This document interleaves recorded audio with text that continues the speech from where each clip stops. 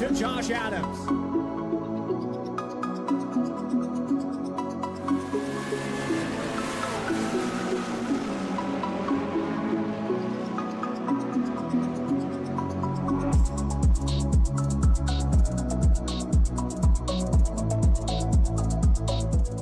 Racing isn't easy, but experiencing it is. iRacing puts you in the driver's seat with the industry's leading sim racing game. Drive on laser scan replicas of the greatest racing circuits from around the world. Go head-to-head against other drivers chosen by skill-based matchmaking to ensure competitive racing at every level. Compete across all your favorite series. In officially licensed cars, engineered to deliver the most accurate driving experience possible.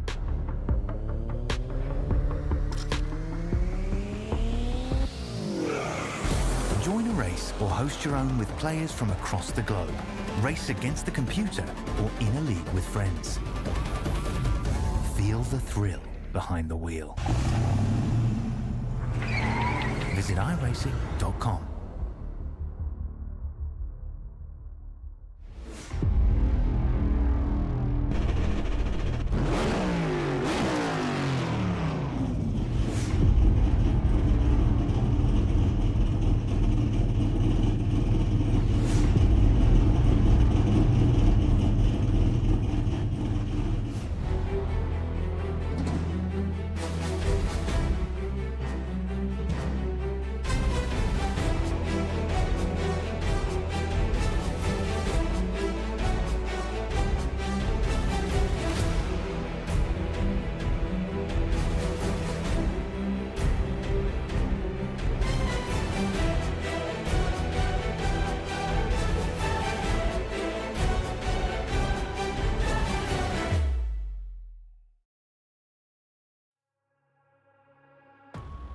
Welcome in, ladies and gentlemen, to the finale of the National Sim Racing League Association ARCA Series, brought to you by Diesel Laptops.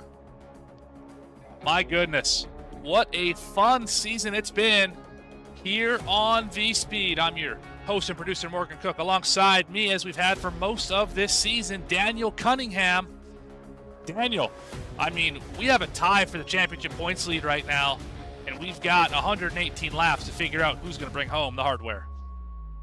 You really could not write a better script for a season finale. As you mentioned, two drivers tied for that championship lead coming into the final race. A third driver still mathematically alive. Does need a little bit of help, but we've got three guys here in the finale.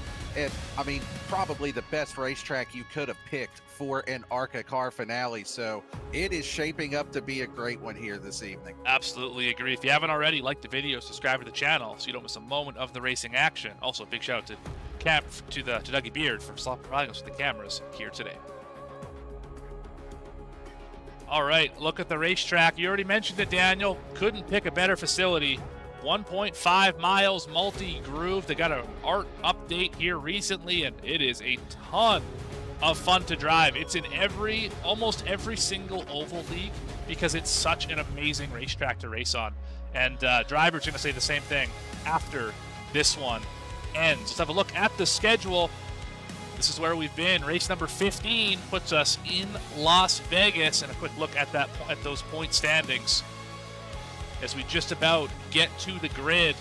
Cartledge, Montgomery, and Lewis have a shot at the title today. Ritters is too far back, and there's the rest of the points grid. It's going to be a fun one tonight. I can almost guarantee it. Without further ado, let's see who got the pole to start this one here today.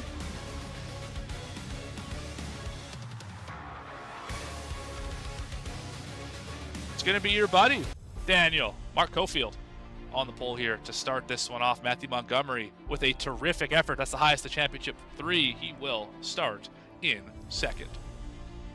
Third side will be Jared Green in the 16. Michael Cole starts in 4th. 5th position, Philip Martin dominated last week to come home in 3rd. Dustin Lewis with an outside shot at that chip starting in 6th tonight. Row 4 is Alex Pollock and Joshua Thornton, newcomer to this series, although we've seen him on VSPEED before.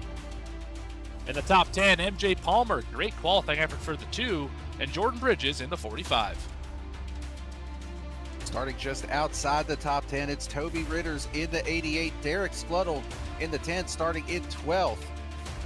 Row number 7 is going to be Enoch Hancock with Casey Bristow to his outside in 14th. Starting in 15th, Brandon Bees with Aaron Espy starting in the 16th position. Rolling off number 17, Charles Hauser with Andrew Allen starting in that 18th position. And rounding out the top 20, it's going to be Gino Valenti and Caleb Jones for that 20th spot. 21st tonight, out of our 28-car field, Nicholas White in the 27. David Moyer will start 22nd. 23rd is Sam Bridges in the 78. Zechariah Cartledge, not a great qualifying effort for the points leader. 25th is Michon Warob in the 20. Stephen Gill starts 26. In the last row on your grid, Andy Berry and Jameel Gills. Now let's get down trackside. First, a trip high above the racetrack up here in the VSPEED blimp. Let's have a look at that race analysis. There's Zechariah Cartledge starting all the way in the back here. Race analysis coming at you. 118 laps to scheduled distance of this one. Pit road speed is 45 miles an hour, up to 50 if you use all of the excess that they give you. Very easy to have an issue onto this pit lane. 5 tires is available, 1 on the car, 4 in the pit lane. 2 green-white checkers just in case we need them, and 27 to 32 laps of fuel. No stages here, so fuel mileage will come into play just like it did last week when Matthew Montgomery was able to steal the win and vault himself up to the points tie. What are your keys to this race, Daniel? Well, the biggest thing that I am looking at, you mentioned it, Zechariah Cartledge, one of those 2 drivers that is tied for the championship lead along with Matthew Montgomery, starting on polar opposite ends of the field. Matthew Montgomery up there on the front row. Zechariah Cartledge did not have the qualifying run that he was hoping for. He is starting back in the 24th position. It is a long race this evening. So really, I think the biggest key for this is going to be patience. Patience from that driver 61 in the back of the field. And also even for these guys up in the front as well. And we've got Matthew Montgomery and Dustin Lewis both starting up there in the top 10. They have to be patient as well because too many incident points can result in a point penalty. And that could be the difference in winning this championship or finishing in second. Absolutely. I don't have a graphic for you, so you're just going to have to listen nice and close here. Bonus points are still in effect this evening, meaning the championship could be determined by how many bonus points you gather. You get 3 points for winning, 1 for leading a lap, 1 for leading the most laps, 2 for the fastest lap in the race, and 1 for winning the pole. Of course, with Mark Cofield winning the pole, that one is already X'd out. That is not going to be a factor in the finale here this evening. On the flip side, you can lose points tonight by gaining incident points, getting caught up in accidents, hitting the wall, spinning out, whatever have you. Every 6 incident points you get, so that's one car contact and 1 wall contact, for example, that will remove 1 bonus point from your total, meaning you could lose this one by not being a clean driver here this evening. But we're about to turn them loose. Pace car is in off the racetrack. And for the final time this season, we're going to go green in the NSRLA ARCA series here in Las Vegas.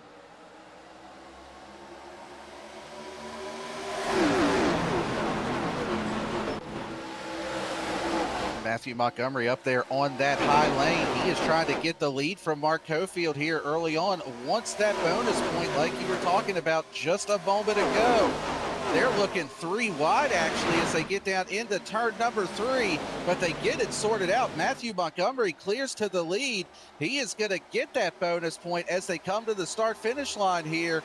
So go ahead and chalk up 1 for the 9 car. That's going to give him a slight advantage here early on. Yeah, let me tell you, when that's exactly what you need to do, that's exactly what you need to do. That was perfectly executed by the number 9.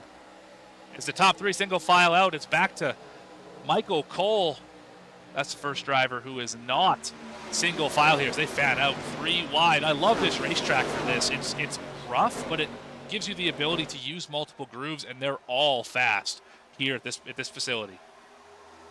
They are indeed. Gives you a little bit of a Kansas feel as well with this racetrack.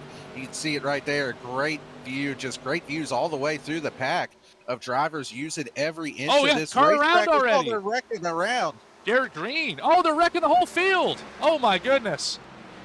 Does Cartledge get through? That's the big question. Yes, he does. Is there any damage on that 61? I don't think so. I think he got through it okay, but let's go back and see what happened here to Jared Green.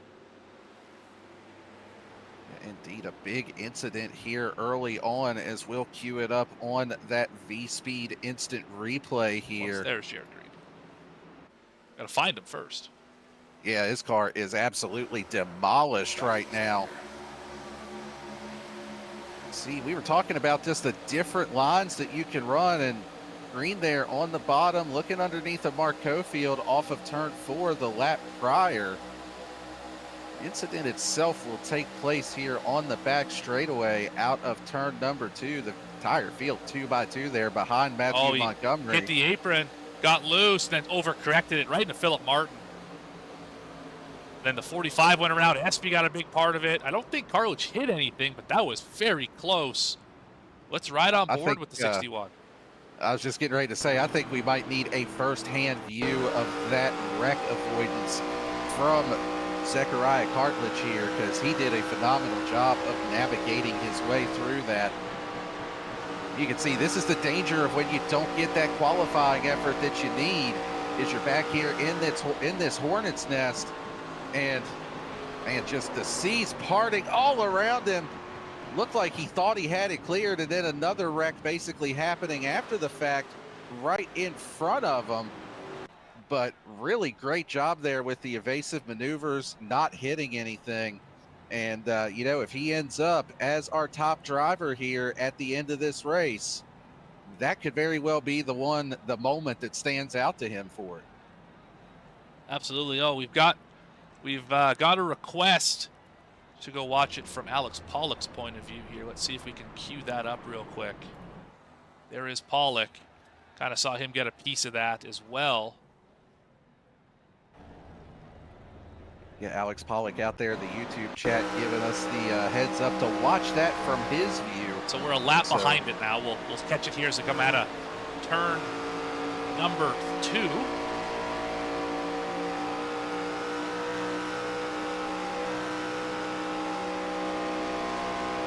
Why we lost the 92 there. That's interesting. There it is. All right, back on board here with Pollock in the 92. And yeah, just not, oh, okay. Yeah, you can see there. He just going down to try to avoid the wreck, and he gets into the 2 car. So yeah, really good on board to see exactly what happened in front of him there. And that could have been a lot worse for Pollock than it actually was. So, you know, nice job of minimizing the damage there, at least for the 92. Yeah, for sure. For sure. And yeah, just one of those situations where there's not much you can do. Look at MJ Palmer's car, though. That car is destroyed. Look at the front end of that thing. The tires aren't even pointing in the right direction. Yeah, quite a substantial amount of damage there to that 2 car of MJ Palmer. But, you know, the biggest benefactor in all that, as far as, you know, where they shake out position-wise, is actually that 61 of Zechariah Cartledge. Yeah, right about that. Up 12 spots now from where he started at the beginning of this race. So, you know, taking advantage and being able to clear that wreck, putting him in a much better position than he was just 6 laps ago. You're right, but if it were to end right now, all the bonus points would go to Matthew Montgomery. He has the fast lap. He has the most laps led with 6 out of the 6 that we've run. He didn't win the pole, so that one is unavailable, but he's also got the lead, which would give him the 3 for the win. So a lot of work to do still for Dustin Lewis, who is 2 cars behind the 9, and for Zechariah Cartledge.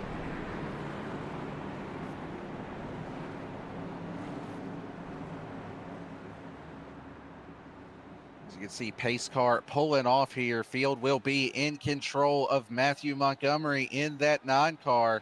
Restarting down there on that bottom lane. Good start out of Montgomery in the 9. He's going to be able to clear before they even get down into turn 1. Mark Cofield up there on the outside trying to hang with him, but Montgomery is able to retain that lead as they head through 1 and 2. And MJ Palmer realized that car was a little worse for wear. Went to the turn number 1. It did not turn. He's up against the fence. Still can't get it off of the outside retaining wall.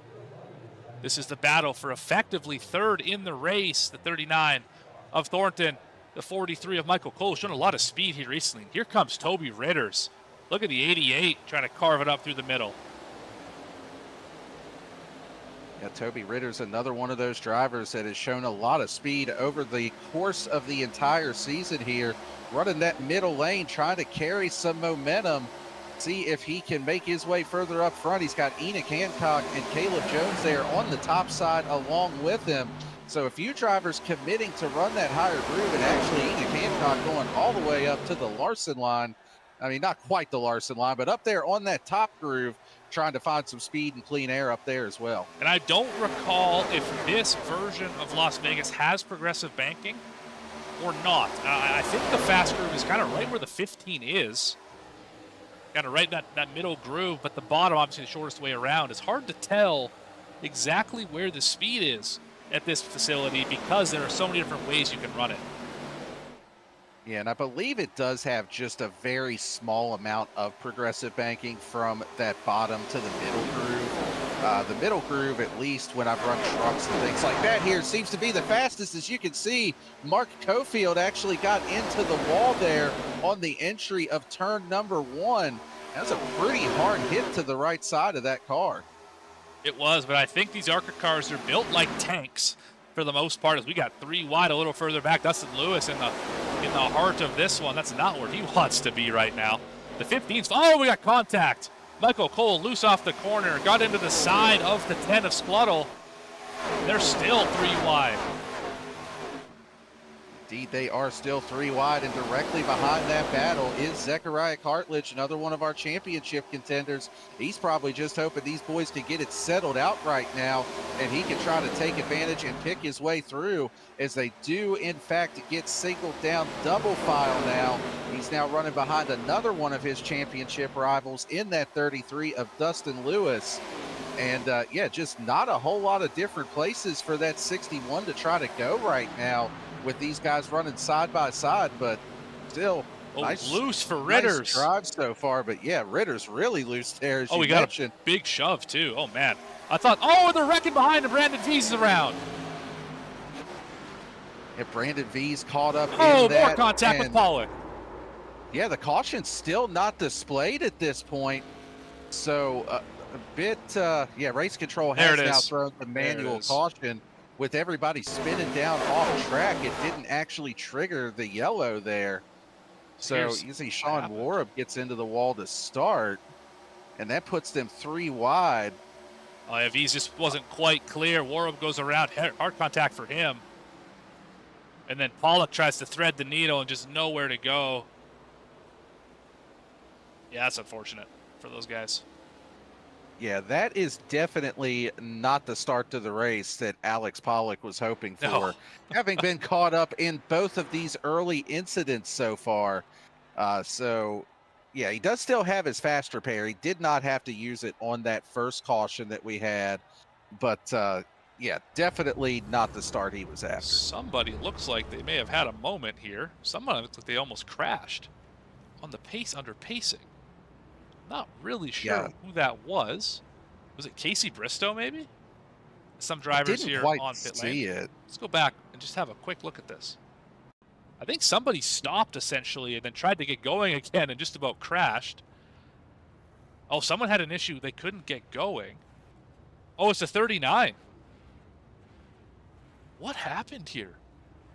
I know the field had to basically come to a stop and check up to let the pace car by based on where that caution came out. I see. And yeah, so I think it was just everybody was trying to get slowed down to let the pace car by, and it just caused a big stack up there under caution, just odd timing with where it came out. Yeah, and there's the pace car. With, Yeah, good call. Yeah, Good with call. the pace car coming out. Good call. All right, well, we're back. Double fouled here. I want to make mention of someone who is rebounding quite well from a recent incident. That, of course, is going to be Jared Green, who is all the way back up to the 10th position. He'll be the focus, at least for this moment of our driver cam. And don't worry, folks. Of course, he has the molten corn on the cob ready to roll here. Obviously involved in the first accident, running up in the top 3. Now he's here in the 10th position. Yeah, appreciate him having that driver cam on just as he did last week. And, you know, ever since we called it the molten corn on the cob or the lava corn, that's the only thing Lava corn. I can Yeah, lava do. corn is the better name. You're right. Yeah, that's the only thing I can think of when I see that now. Anyway, appreciate him giving us the opportunity to see what it's like to race these cars, but from more of the human perspective. So that's kind of him to do that for us. We seem to be doubled up here and about ready to rumble as we roll into turn number 1. Montgomery on the bottom, Ritter's on the high side. Thornton just ran to the back of Montgomery. Interesting. Yeah, Actually, and I think there was some contact under caution as well between Zechariah Cartledge and I think it was the 10 of Derek Skluttle. I didn't quite catch what exactly happened, but heard something on race comms regarding a little bit of contact there. So definitely an interesting caution there, and it's also led to some split strategies here. We've got 3 pretty distinctly different groups as far as who's pitted when and who hasn't. So something interesting to keep an eye on as we get a little bit further into this race this evening. Yeah, 2 groups and Charles Hauser. The top 13s have not pit yet. Hauser has pit 5 laps ago, and then Hancock on back just pit this time by. So very interesting the way that it's looking right now. Montgomery has the field along with Ritter's ready to launch in the restart zone. There it is, middle of the restart zone he goes. He's going to clear by at least 1. Thornton might get a spot as well from Ritter's as we enter the first turn. Yeah, Matthew Montgomery doing a nice job here on these restarts. He just changes up where he launches just enough to maintain that advantage, doing exactly what you would need to do as the leader, as the control car. So he is due to the lead. Battle is on for second between Thornton and Ritter's, and then behind them we've got Cartledge and Dustin Lewis, our other 2 championship contenders, battling for position as well. And just as we have seen all night long, these drivers using every inch of the racetrack, 3 wide, using the apron, every piece we're going to get spun. Bristow's around in front of the field. Oh, heavy contact. A couple different cars there as well. As you can see some parts and pieces flying off of the cars there. Caution is out yet again for the 3rd time here early on this evening, right as we had the camera on that battle as well. So there's Bristow in that green, orange, and white machine. They're just 3 wide. I don't think he realized it. Gets tagged up into David Moyer. That could have been a lot worse than just 2 drivers. Indeed, it could have. That had the potential to be a Talladega-esque wreck right there. But, yeah, unfortunately for David Moyer, not able to miss that one. And also for the big damage there on Casey Bristow.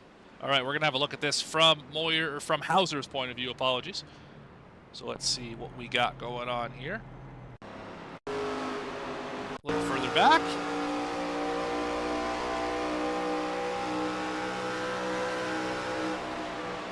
This is getting ready to head to the start-finish line leading into this most recent caution. So you see there's 3 wide in front of him. Hauser's had a front row seat to every one of these accidents. So there's the contact. Spinning. Uh-oh. Wow. Ooh, man, I don't know if he maybe got a little netcode incident point out of that or any netcode damage or not, but if he did not, what a close shave getting through there for the 7 car. All right about that. Somehow made it through that one with very, he got a little bit of right front damage. You can see it right there on that right front wheel, but I think he's going to be okay. It's probably about 30 seconds worth of damage. Get that fixed under caution, but it's not as bad as we saw MJ Palmer earlier where the tire was pointed the wrong direction. This one is simply a just some cosmetic damage there to that fender. Yeah, something you can ride out until you do get an opportunity to come down and get that fender straightened out a little bit. But you know, we've been talking about this championship battle here. Right. I mean, it's going to be the main focus for the evening. Of course. Just when you've got 3 drivers that are mathematically eligible, and where are those 3 drivers running? First, third, and fourth. So the cream indeed rising to the top here early, and all of those guys that are fighting for this championship up there running exactly where we would expect them to be. I wish I had a telecaster, so I could just circle Montgomery, Lewis, and Zechariah Cartledge all being right together. I think there'd be some humor in that. Maybe we'll see. We'll see if maybe we can get that implemented here on a VSPEED broadcast, a telecaster, because wouldn't that just be what we need here? But yeah, you're absolutely right. The cream rising to the top 3 in points, running 1, 3, and 4, with newcomer Joshua Thornton hanging out in P2 for the moment. But I've seen it in the chat, and I also kind of echo this. It's not looking good so far. We got 3 cautions already, only 20 laps into this one, so we are well under the 10 laps per caution kind of pace we've set this year. This is not what drivers are wanting to see. This is not the the sweet taste of the final race of the year. This is kind of bitter at the moment. Hopefully, Brett Rinn in race control and the drivers on the racetrack can kind of figure this one out, as it has not gotten off to the hottest of starts here in Las Vegas. Yeah, for sure, but still a long way to go. And you know, even we've seen it at other tracks where maybe it starts off a little bit rough, we end up getting that long green flag run, let these drivers utilize their abilities, tire saving and just being strategic. So still a long way to go, as we are on lap number 20 of 118. So we've got hope to turn this around. Certainly a lot of time left, and we've seen, I mean, we saw last week the first half of the race was tough. The second half of the race went green for 75 laps, so it could happen on a dime here, and I think we're going to see it. That is inside the wall. My goodness, apologies for that, folks. But here we go into the restart zone. For the 4th time tonight, Montgomery, another great jump. This time a newcomer on the outside. It's Thornton. Thornton with Zechariah Cartledge there behind, trying to give him a shove to get him up there to the lead. Not quite able to do so. Matthew Montgomery did not get the huge jump that we've been accustomed to seeing him get here these first couple of starts of the race. Second place battle side by side is substantially closer than it's been previously this season. Oh, around goes Thornton. Around for second. Oh, and that wow. also got a piece of 2 of our championship contenders. Zechariah Cartledge and Dustin Lewis both got a piece of that. Wow. Doesn't look like a lot of damage on the 61 of Cartledge, but Dustin Lewis showing a meatball flag after that. Oh, man. And we saw the 39 just about up in the catch fence there as well. That was a huge one. Now, let's check this out. It was actually Lewis who got into the side of him. Pretty heavy damage for Cartledge, too, but yeah, those are big hits. Martin into another one. The 21 got a big piece. I think that's Andy Berry. Oh, boy. Let's go back and check it out from Dustin Lewis's point of view. Yeah, Dustin Lewis with a meatball, also showing a lap down as of right now. So major blow to his championship hopes. You can see there just slight contact between himself and the 39 of Thornton. Back up into the racing groove, and just a lot of big hits there. Yeah, that's just, I mean, it's so unfortunate. It's just one of those situations where the guy on the outside expects you to move over a little bit, you know, to take the normal line, whereas the 33 entered kind of in the middle of the racetrack, and Hauser another just near miss.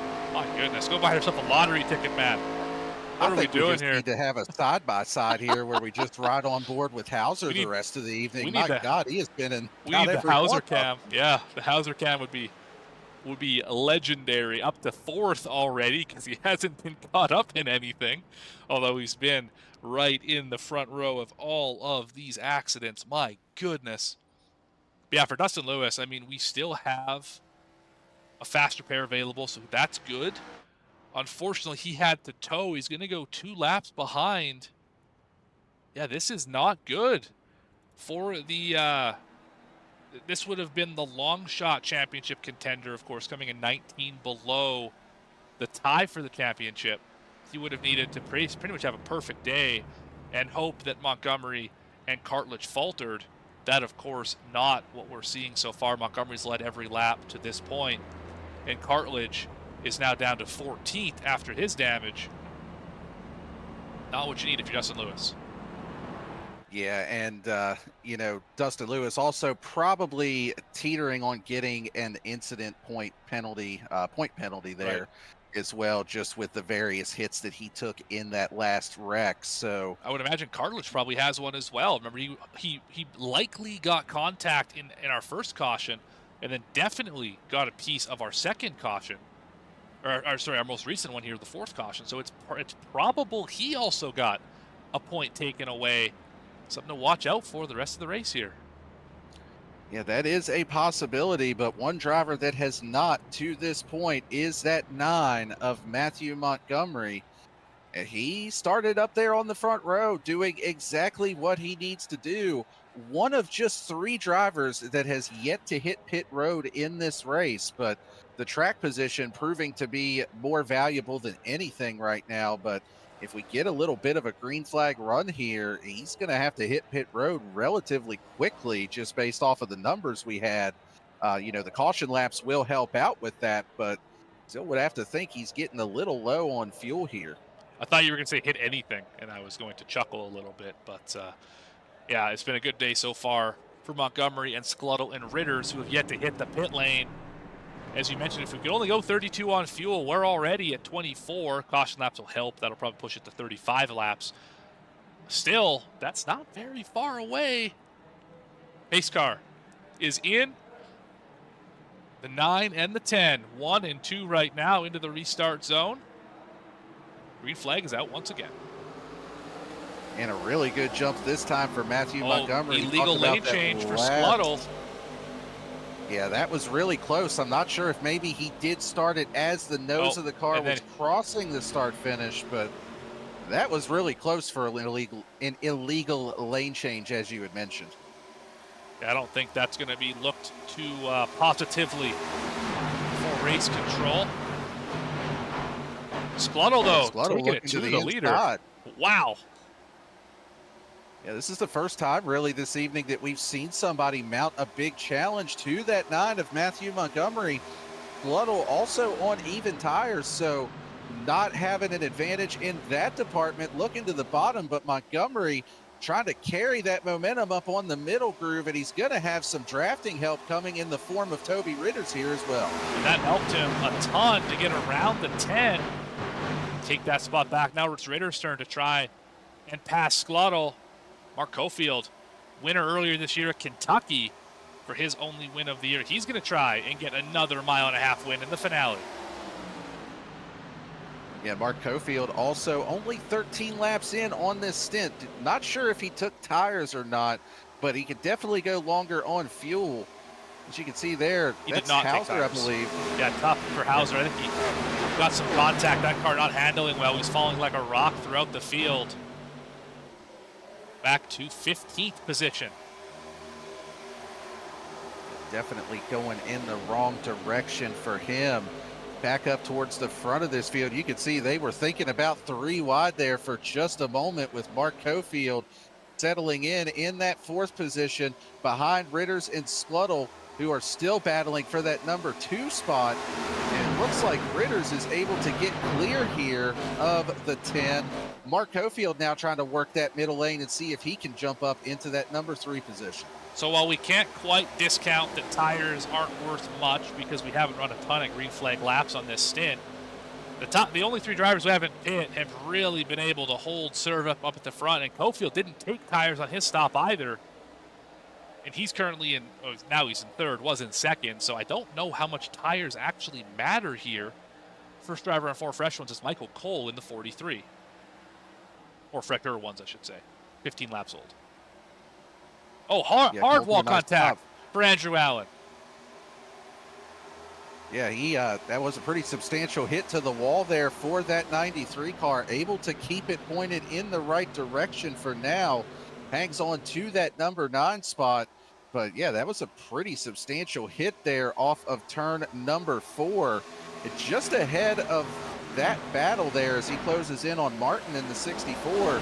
Zechariah Cartledge already back up to the number 7 position, but there is an absolute hornet's nest 3 wide in front of him. And let's see what Cartledge can do to work through this little group here.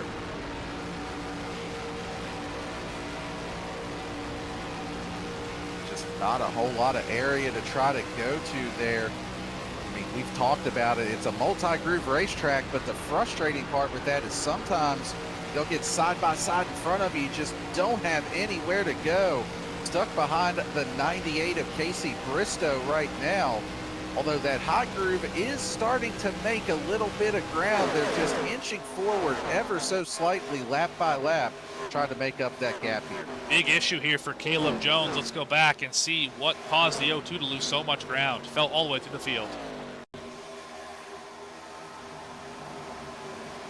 And we'll take a look here as he goes through turns 3 and 4.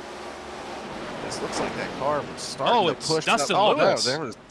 Yeah, that was Dustin Lewis in the wall in front of him and just taking evasive maneuvers there to try to not just run right into the back of him. MJ Palmer got his car fixed, is currently battling for the 10th spot with Andrew Allen in the 93. Here comes Sean Warrow in the 20 as well, trying to take a top 10 position away. Warrow with a nice recovery from that big wreck we saw earlier, utilizing the faster pair and able to get back out there on the lead lap. Also see Enoch Hancock there trying to get up into this battle as well. Look at this gaggle of cars. Yeah, this is the beauty of this racetrack as your championship finale, is just the way the ARCA car drives. It punches a pretty big hole in the air. Oh, there was contact between Bristow and there's contact between Scuttle as well. Yeah, that was Scuttle and I believe that was Michael Cole. You are correct. Getting together there, but everybody able to hang on to it for now. Staying green, so far this is the longest green flag run that we've had in this race. Certainly has been to this point. As here comes the 61. They're going to be 3 wide. Cofield got put in a bad spot. Still in a bad spot. Yeah, Cofield had to enter way down low on the bottom of the racetrack there. Definitely not the preferred entry marker for that 97. Able to hang on to it, though. Casey Bristow here now up to 3rd, just ahead of Zechariah Cartledge. Both of those drivers making some pretty good ground up through the field here this evening. Toby Ritter's in 2nd at this point. All of this happening at least a half second behind Matthew Montgomery. And nobody has really challenged Montgomery since Scuttle was able to get to the inside. The 9 has still, I believe, led every lap. Toby Ritter's down the pit lane here. First driver who stayed out to make that pit stop. Yeah, you are correct. That's what I was just getting ready to check, was if he was one of those that had not yet come down pit lane. So Montgomery and Scuttle, the other 2. Yeah, would have to think that means that we would see Montgomery and Scuttle both on pit road here sometime soon. And if Montgomery does indeed pit here before we get another caution, if another caution comes out, hand the lead to Zechariah Cartledge and allow him to get one of those bonus points for leading a lap. Absolutely, you can tell. That's why the 61 fought so hard. 61 is actually catching right now as well. It's down to 3/10 and decreasing. That's why Zechariah Cartledge is driving so hard right now, is to be able to get in a position to lead a lap, because that effectively would pull him a little bit closer to Montgomery. Montgomery's pitting right now. And here comes Scuttle as well. So yeah, this is about what we were expecting as far as the pit window goes. Still 38 laps, stretching it a little bit further as a result of those cautions we had. And that is going to give the lead to Zechariah Cartledge. Although Casey Bristow was really close behind, He got loose trying in to 1 put and the 2. pressure on for the lead. But Had to look at it for sure. Cartledge, yeah, Cartledge actually able to pull away here by a pretty good gap. And he's going to go ahead and continue to lead. Philip Martin. Oh, boy, that was Oh. almost huge. Philip Martin with an absolutely amazing save. If there was ever a time Man. for an onboard, I think we just found it. Yeah, I think we just did as well. We got to take a look back at that one. That was almost disaster as well for Matthew Montgomery, who was a lap down as a result of that pit stop. And Philip Martin actually not on the lead lap. Oh, no, I'm sorry. He is on the lead lap. He was in 5th. But yeah, that Wow. is an impressive save out of the 64. Yeah, as we say up here on VSPEED, that's driving right there. That's more than just piloting car on the racetrack. That is taking the bull by the horns and trying to make that thing go fast. And one thing I like to see about this racetrack is clearly it's building loose. Like clearly drivers are sliding around here. We saw Pollock earlier, a little sideways. We've seen drivers kind of bob and weave around here as Jameel Gill's on pit road. So it's nice to see that the right rear is the tire that's impacted and not the right front. I think MJ Palmer on pit road as well, yes. So we're starting to see this big cycle start. Yeah, MJ Palmer was 33 laps into that run, so right about what you would expect. But our current race leader, Zechariah Cartledge, he's only 19 laps into this particular fuel run. So the strategy getting off cycle from everybody else for that 61 car could pay dividends here, especially, you mentioned it, we're seeing these drivers struggle with rear grip. If he catches a caution at the right time, I mean, he could end up having quite a few drivers a lap down here. Definitely could. Do a little ride on board with Brandon V's, the other one of our drivers who has the onboard.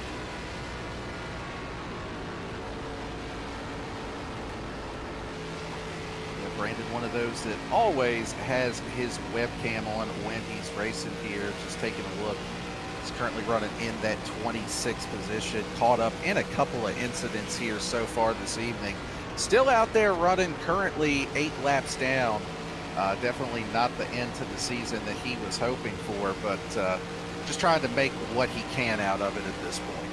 Absolutely, and he showed a lot of speed at various points throughout the season. Qualified 5th at one of the races a few races ago. I mean, just definitely some good positives for Brandon Beast to take away from this year. This race, probably not one of them, but hey, you can't win them all here in the NSRLA ARCA series.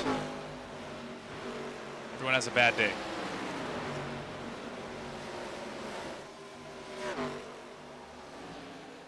And up front, Zechariah Cartledge continues to lead, but Michael Cole has actually started to close that gap down to our race leader. As you can see there, he is right up on the back bumper with some momentum down the front straightaway. See if he could do anything with our current championship leader as they would run on track. Michael Cole, I mean, just a few laps ago, it seemed like Zechariah Cartledge had a pretty good advantage starting to gap the field a little bit, but Cole has really chased him down here recently. And this is a pretty cool scheme on the 61. We're going to pay attention to it here while we have the opportunity. Is that scheme is made up of photos of all the iRacing schemes he's ever run, as this is his last iRacing event in full-time league competition as he moves into the real racing ranks starting next season down in Florida. It's a really cool scheme he's got here. Took a lot of time, a lot of effort to put that together. We saw a good shot of it. All the different images of the schemes he's running is chromed out. It's just a nice touch. You can see a good shot of it right there. All those different pictures all across that race car. Yeah, it is a really cool thing to put together for him. as you mentioned, getting ready to transition to real world racing from the sim. You know, we've seen it in real life with Kyle Busch ran a scheme similar to that. His final race at Joe Gibbs Racing. He did. Seen it with Joey Logano in the Pennzoil car. At one point, had a mural scheme like that. So I think Kevin really Harvick did cool, too at some point. yeah, but I believe he did as well. There's a couple others that have something we've seen in racing from time to time. Just a really cool tribute. Let's take a look here on the racetrack. Mark Cofield coming down pit road. This would be a scheduled stop for him. So another one of our race leaders, or one of our race contenders, I should say, hitting the pit lane here. Absolutely. I think it's going to be a busy place here right away. Check it out. On the left side of your screen, that's all the drivers on pit road right now. Cofield, Valenti, and Lewis, who's been there for a little while, 500 seconds incoming for the 33. I can effectively say championship's probably not going back home with Dustin Lewis, so hate that for him. Caught up in an accident and just couldn't get it fixed. In fact, he got it fixed and then got another accident. So yeah, not a good day for the 33. Yeah, and speaking of our championship contenders, if we could, let's take a look at the 9 of Matthew Montgomery here. And the reason why I want to point this out is in that pit cycle, Derek Scluttle was actually able to jump Matthew Montgomery. So this right here is actually the battle for the free pass if a caution were to come out. Derek Scluttle, the first car a lap down, Matthew Montgomery, the second one. And what makes that significant is if there was a caution to come out now, Derek Scluttle would be able to get his lap back. He could come down pit road, take tires, fuel, and still be on cycle with everyone. Whereas Matthew Montgomery would either have to make the choice of, do you want to stay a lap down and get your pit service, or do you stay out and take the wave around and hope for a quick caution? So this is not an insignificant battle that we're watching right here, and it's definitely a position that you know Matthew Montgomery's going to want to try to get here.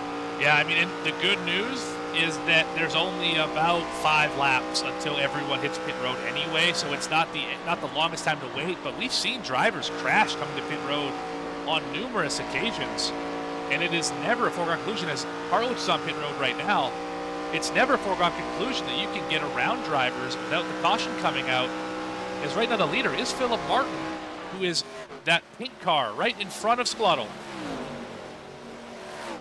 Right there. Yeah, Philip Martin, the dominant driver of last week's race.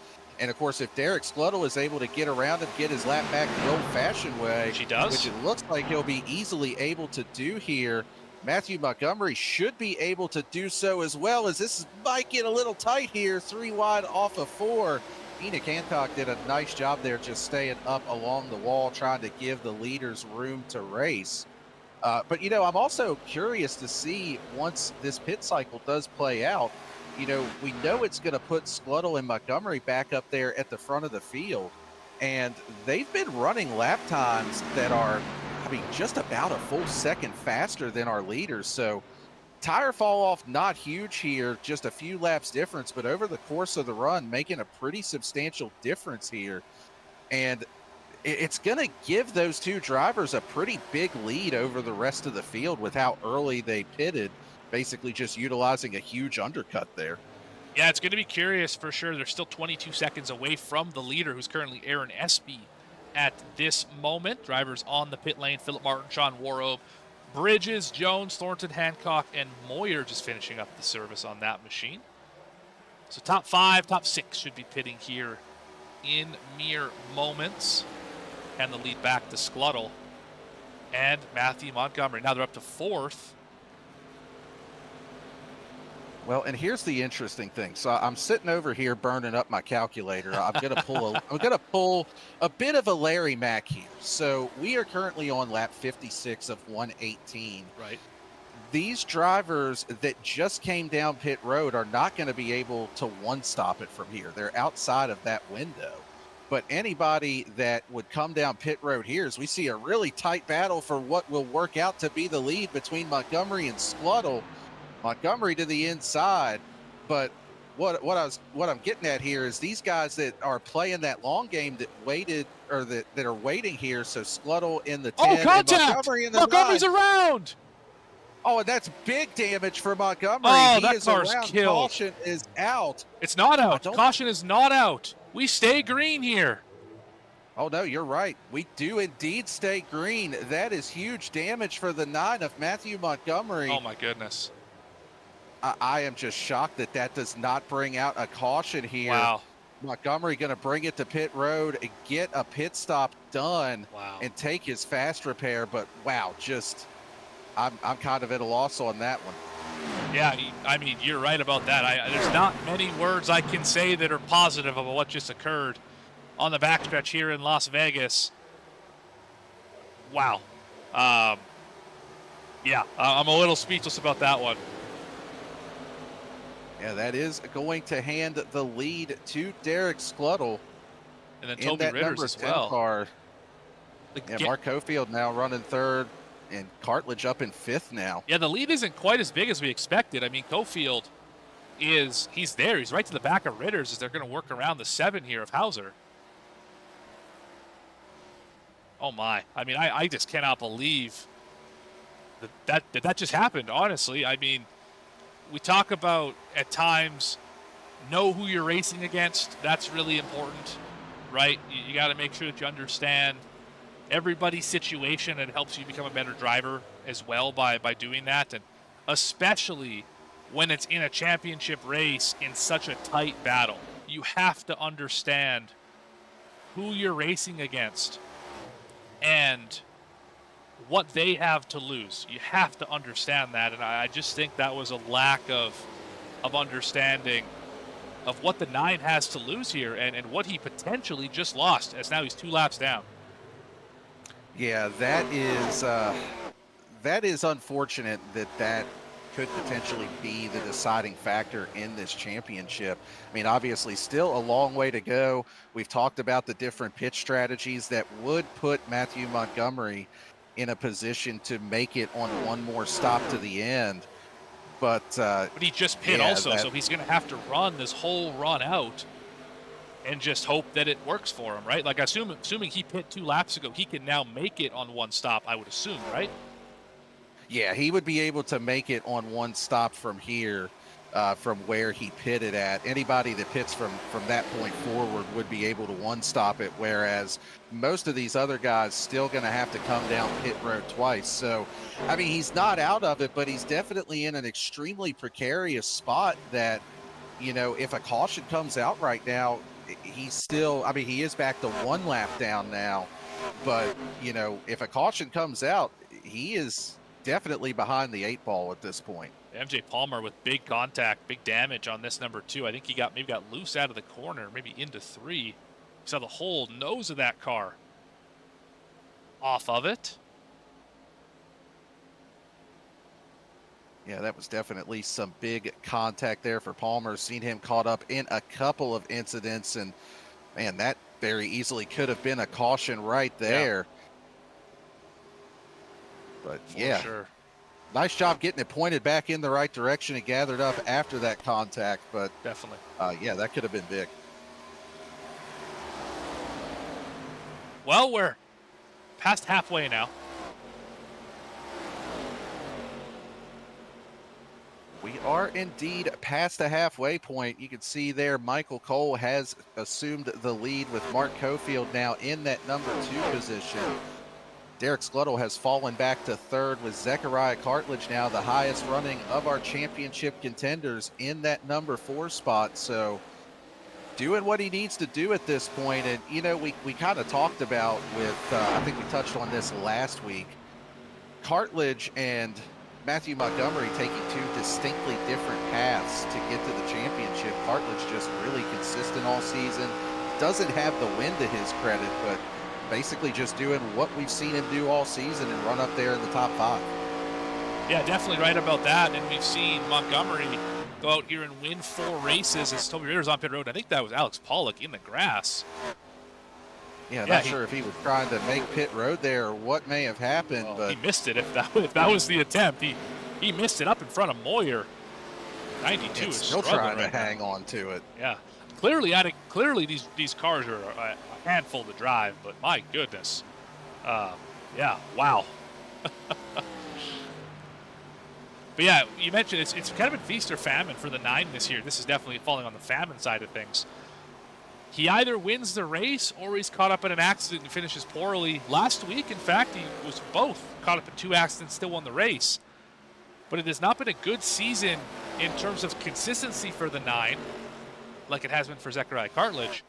Whereas Cartledge has no wins, Montgomery has 4 of them. So it's kind of been, which would you rather have, the wins and the deep lows, or would you rather be consistent kind of around that same level the whole year?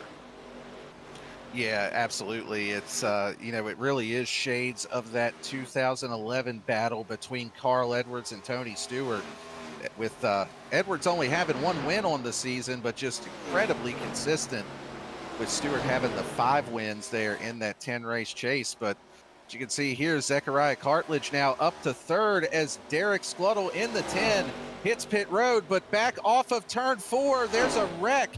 Caution is out. That was the 7 of Hauser, the 15 of Enoch Hancock involved. And that is exactly what Matthew Montgomery did not want to see in that 9 car. That is going to trap him a lap down with this incident. All right, so here's Hauser. Not really sure. Oh, Zechariah Cartledge's teammate, Enoch Hancock. Those orange cars really been doing work today. That's actually going to trap Skluttle on pit road as well, although he got onto pit road, so he should be okay.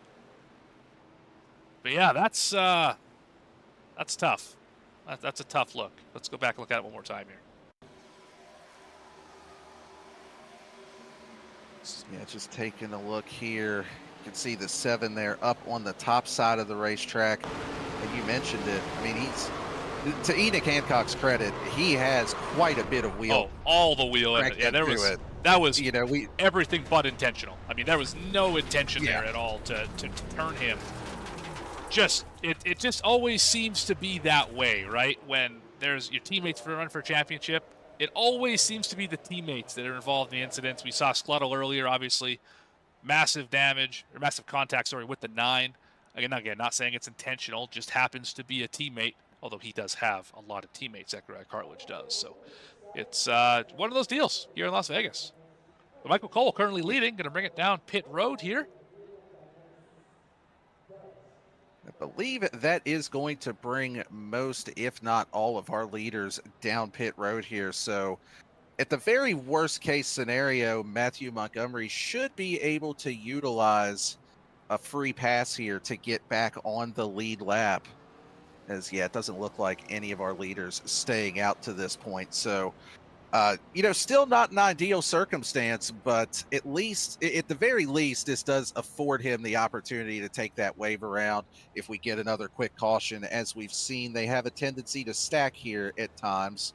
One quick caution and he's back on cycle with everyone, albeit just behind one track position. Yeah, absolutely. I mean, track position you can work with if you have the better tires and, you're on the same lap as everyone. It's when you have, old tires and you're at the back of the field and you're trying to stay on the lead lap. It's just, it just all compounds on itself and it gets harder and harder to make it through. Joshua Thornton going to be the first driver off pit road, taking only fuel. Michael Cole, Mark Cofield take 4 fresh tires. They will put them 1, 2, and 3 as we run. 70 laps into 118. That middle run was a lot of fun. Actually, drivers slipping and sliding, had a green flag cycle. I mean, that's what you look for here in a mile and a half of Las Vegas. Yeah, absolutely. And it's really showing why this is such a great track. When you do get those green flag runs like that, it just allows you to start moving around. It really emphasizes which drivers are managing their equipment. So really, really good showcase there to just show why so many drivers like this track and why it is a staple on so many oval schedules. Yeah, it absolutely is here. I think we are doing wave rounds right now. Yes, drivers now being able to pass the pace car, so that will give the lead back to Joshua Thornton and Michael Cole. They will lead the field to green here. As Pollock, Moyer, and Hauser all get black flags for either incident points or speeding on pit road. Of course, that incident point limit is still in effect tonight. It's up, I think 21 is the number you have to avoid before you get that black flag. And if it's any of our championship contenders who get that penalty, of course, that's going to be a bunch of points lost as well. Because every 6 incident points, you lose 1 championship point. Yeah, definitely something to keep in mind as we continue. And now also, we've talked about those incident penalty points. Matthew Montgomery probably has one himself now from those incidents that he had. So another wrinkle to this overall points battle this evening. Yeah, when we get the results at the end of the race, it's going to be anything but official. We're going to have to really dive into this and make sure that we understand before we crown a champion, unless it is, of course, obvious. That remains to be seen. Just over 40 laps remain here from Las Vegas. I'm not sure what was going on that restart, but there was a lot of brake checking around the 61 of Zechariah Cartledge, and he got bumped a couple of times there. So I have no idea what was going on, if it was some restart games or what, but that was a very peculiar restart from the middle of that row, the middle of that inside row. Cofield stuck in the middle here. Oh, wow, he just barely missed clipping the 64. Going to drop back a few positions here. The driver dominated last week's proceedings. Philip Martin trying to do the same thing tonight. Get up there and lead a bunch of laps. See if he can go get a dub this week, what he probably should have got last week. Here comes He was definitely the class of the contact. Oh, directed in the back. That's Mark Cofield. That is the 39 of Thornton. Where is the caution? Is indeed out now. Race control throwing that caution as Zechariah Cartledge had taken the lead there from Michael Cole. Have to go back and get a replay of this one. Yeah, so it was 39's where it started. Yeah, 3 wide there. Just a little contact. Loose on his own, yeah. I mean, he got help, but then he got loose. And then, I mean, he got absolutely nailed, the 39 did. Go back and look at it again. That was a huge hit there for Thornton. And you could see Zechariah Cartledge that was down there on the bottom. He was able to get clear of this before calamity broke out. But yeah, that's Caleb Jones there on the bottom, and just ever so slight contact there, and then just an overcorrect into the wall for the 39 after that initial nailed contact. Right here. Oh, he didn't. Oh, he did get it. Oh yeah, there it was. Yeah, the Hauser cam strikes again. Yeah, been a tough one for Hauser. If we could, Morgan, I'm curious to go back and try to get a replay of coming to the green on that last restart. You can try, certainly. Yeah, I heard a couple of drivers on race comms that were miking up, and I just caught the tail end of it where there was actually quite a bit of contact there on that inside row between a few different drivers. Back a little further. There we go. So, yeah, this is coming to the green. Even if we could back it up a little bit further than that. Sorry to put you on the spot here, Morgan, but yeah, this was coming to the green flag to the restart. You can see that inside row just not formed up very well at all. You don't like to have those big of gaps. And yeah, I'm not sure what was going on there, but Casey Bristow into the back of the 61 a few times got there. Him 3 or 4 times there. You're right. Oh, there's another 5th one. That one probably triggered a 4X, actually. And actually, to your credit, Morgan, with calling that, one of the things I did hear was Zechariah Cartledge on Racecom saying, I just got a 4X out of that. So, wow. Yeah, just another added wrinkle here. And, we've talked about just be aware of who you're around, be aware of who you're racing. And, you'd hate to see something like that be the difference of who wins a championship. Yeah, I mean, that's obviously not what you want, right? That's not how you want to have your champion determined, is by, driving into the back of somebody or whatever have you. And it just, yeah, I don't know. It's just one of those situations where it's been an interesting race from that perspective. A lot of, I don't want to say meddling, but almost a lot of meddling in the championship, kind of battle throughout the field here tonight. Very much so. But one thing that this caution does do is it's basically going to reset the field. Everybody has at least one pit stop left for fuel. Actually, they would have one guaranteed pit stop left for fuel. That also allows Matthew Montgomery now to be back on the lead lap with even tires as the rest of this field in that 15th position. Still in a precarious spot, though. He's going to be back in the Hornet's nest. He did have to burn that fast repair as a result of that damage that he had. So not out of the woods yet, but at least back in the ring with a fighter's chance. And that's all you can ask for in this situation. He's got about 40 laps to go make something happen. And we've seen some great drives out of the 9 all season long. That's a great question, Kirk, about the incident points. And iRacing uses a no-fault system, so both drivers involved in contact, whether you initiate it or not, you both get penalized equally. That's just kind of the way that it's always worked here, and it basically kind of forces everyone to clean up their act. That was a weird situation.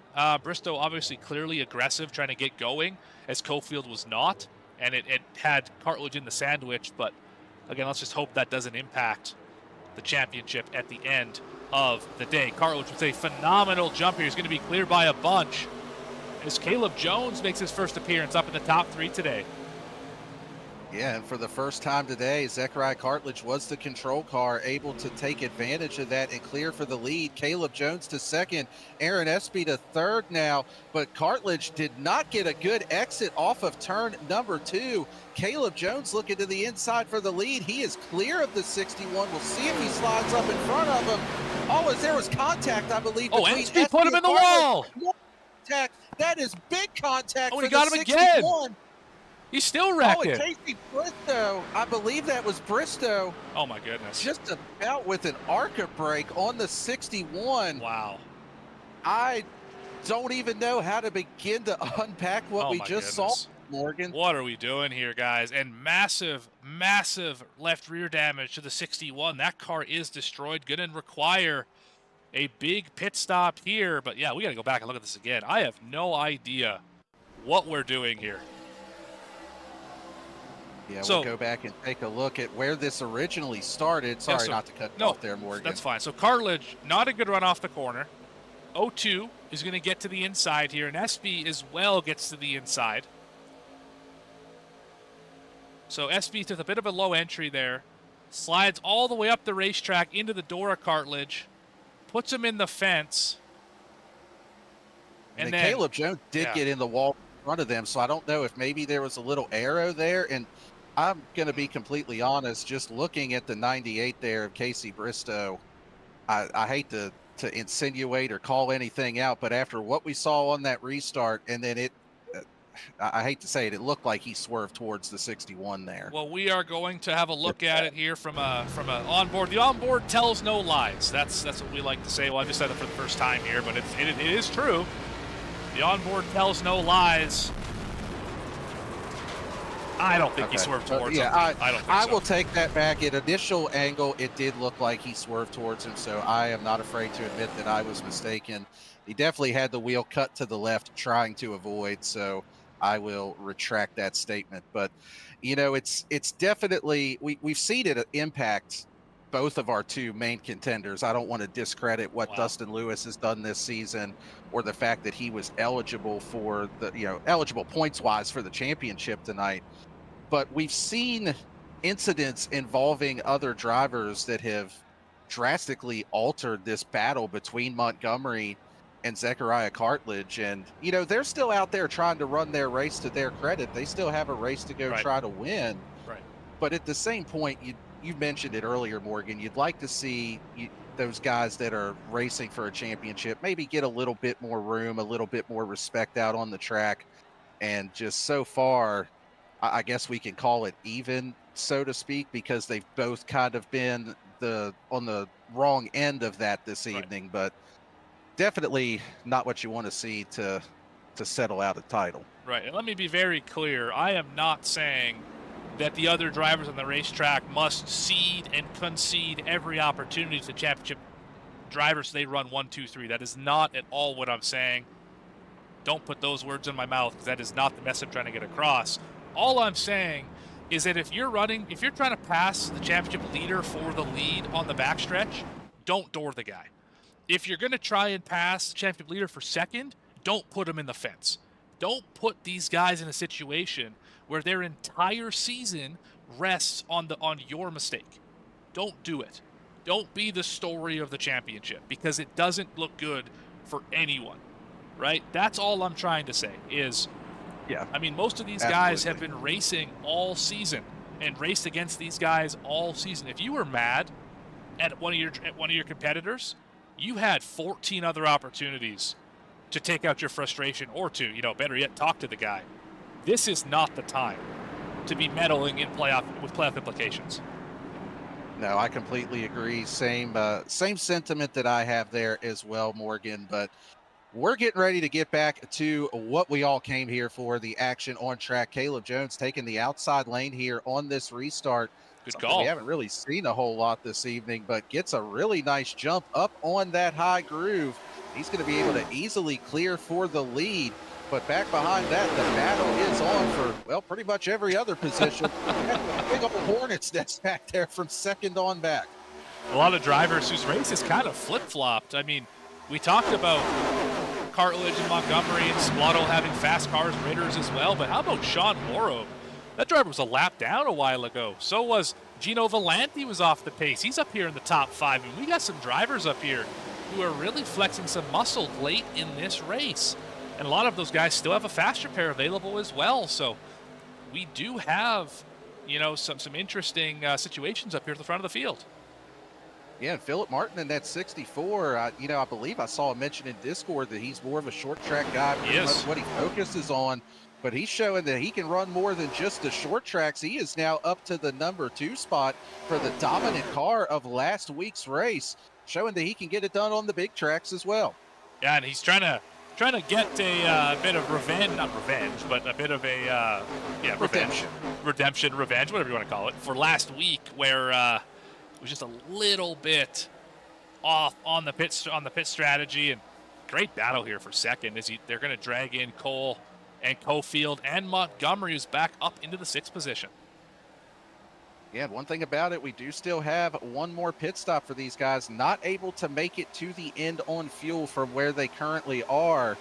So another wrinkle to add into this as well. Although one thing that I'm kind of looking at is Zechariah Cartledge may be trying to save a little bit. I think it would be a pretty Herculean effort to be able to make that happen, but currently running 30.8 second lap times compared to about 30 flat for our leaders. So, if you're in his position where you've gotten behind on the pit strategy and you think maybe there's a possibility, I mean, he did take his fast repair, so we know that damage is not a factor for that 61 as of right now.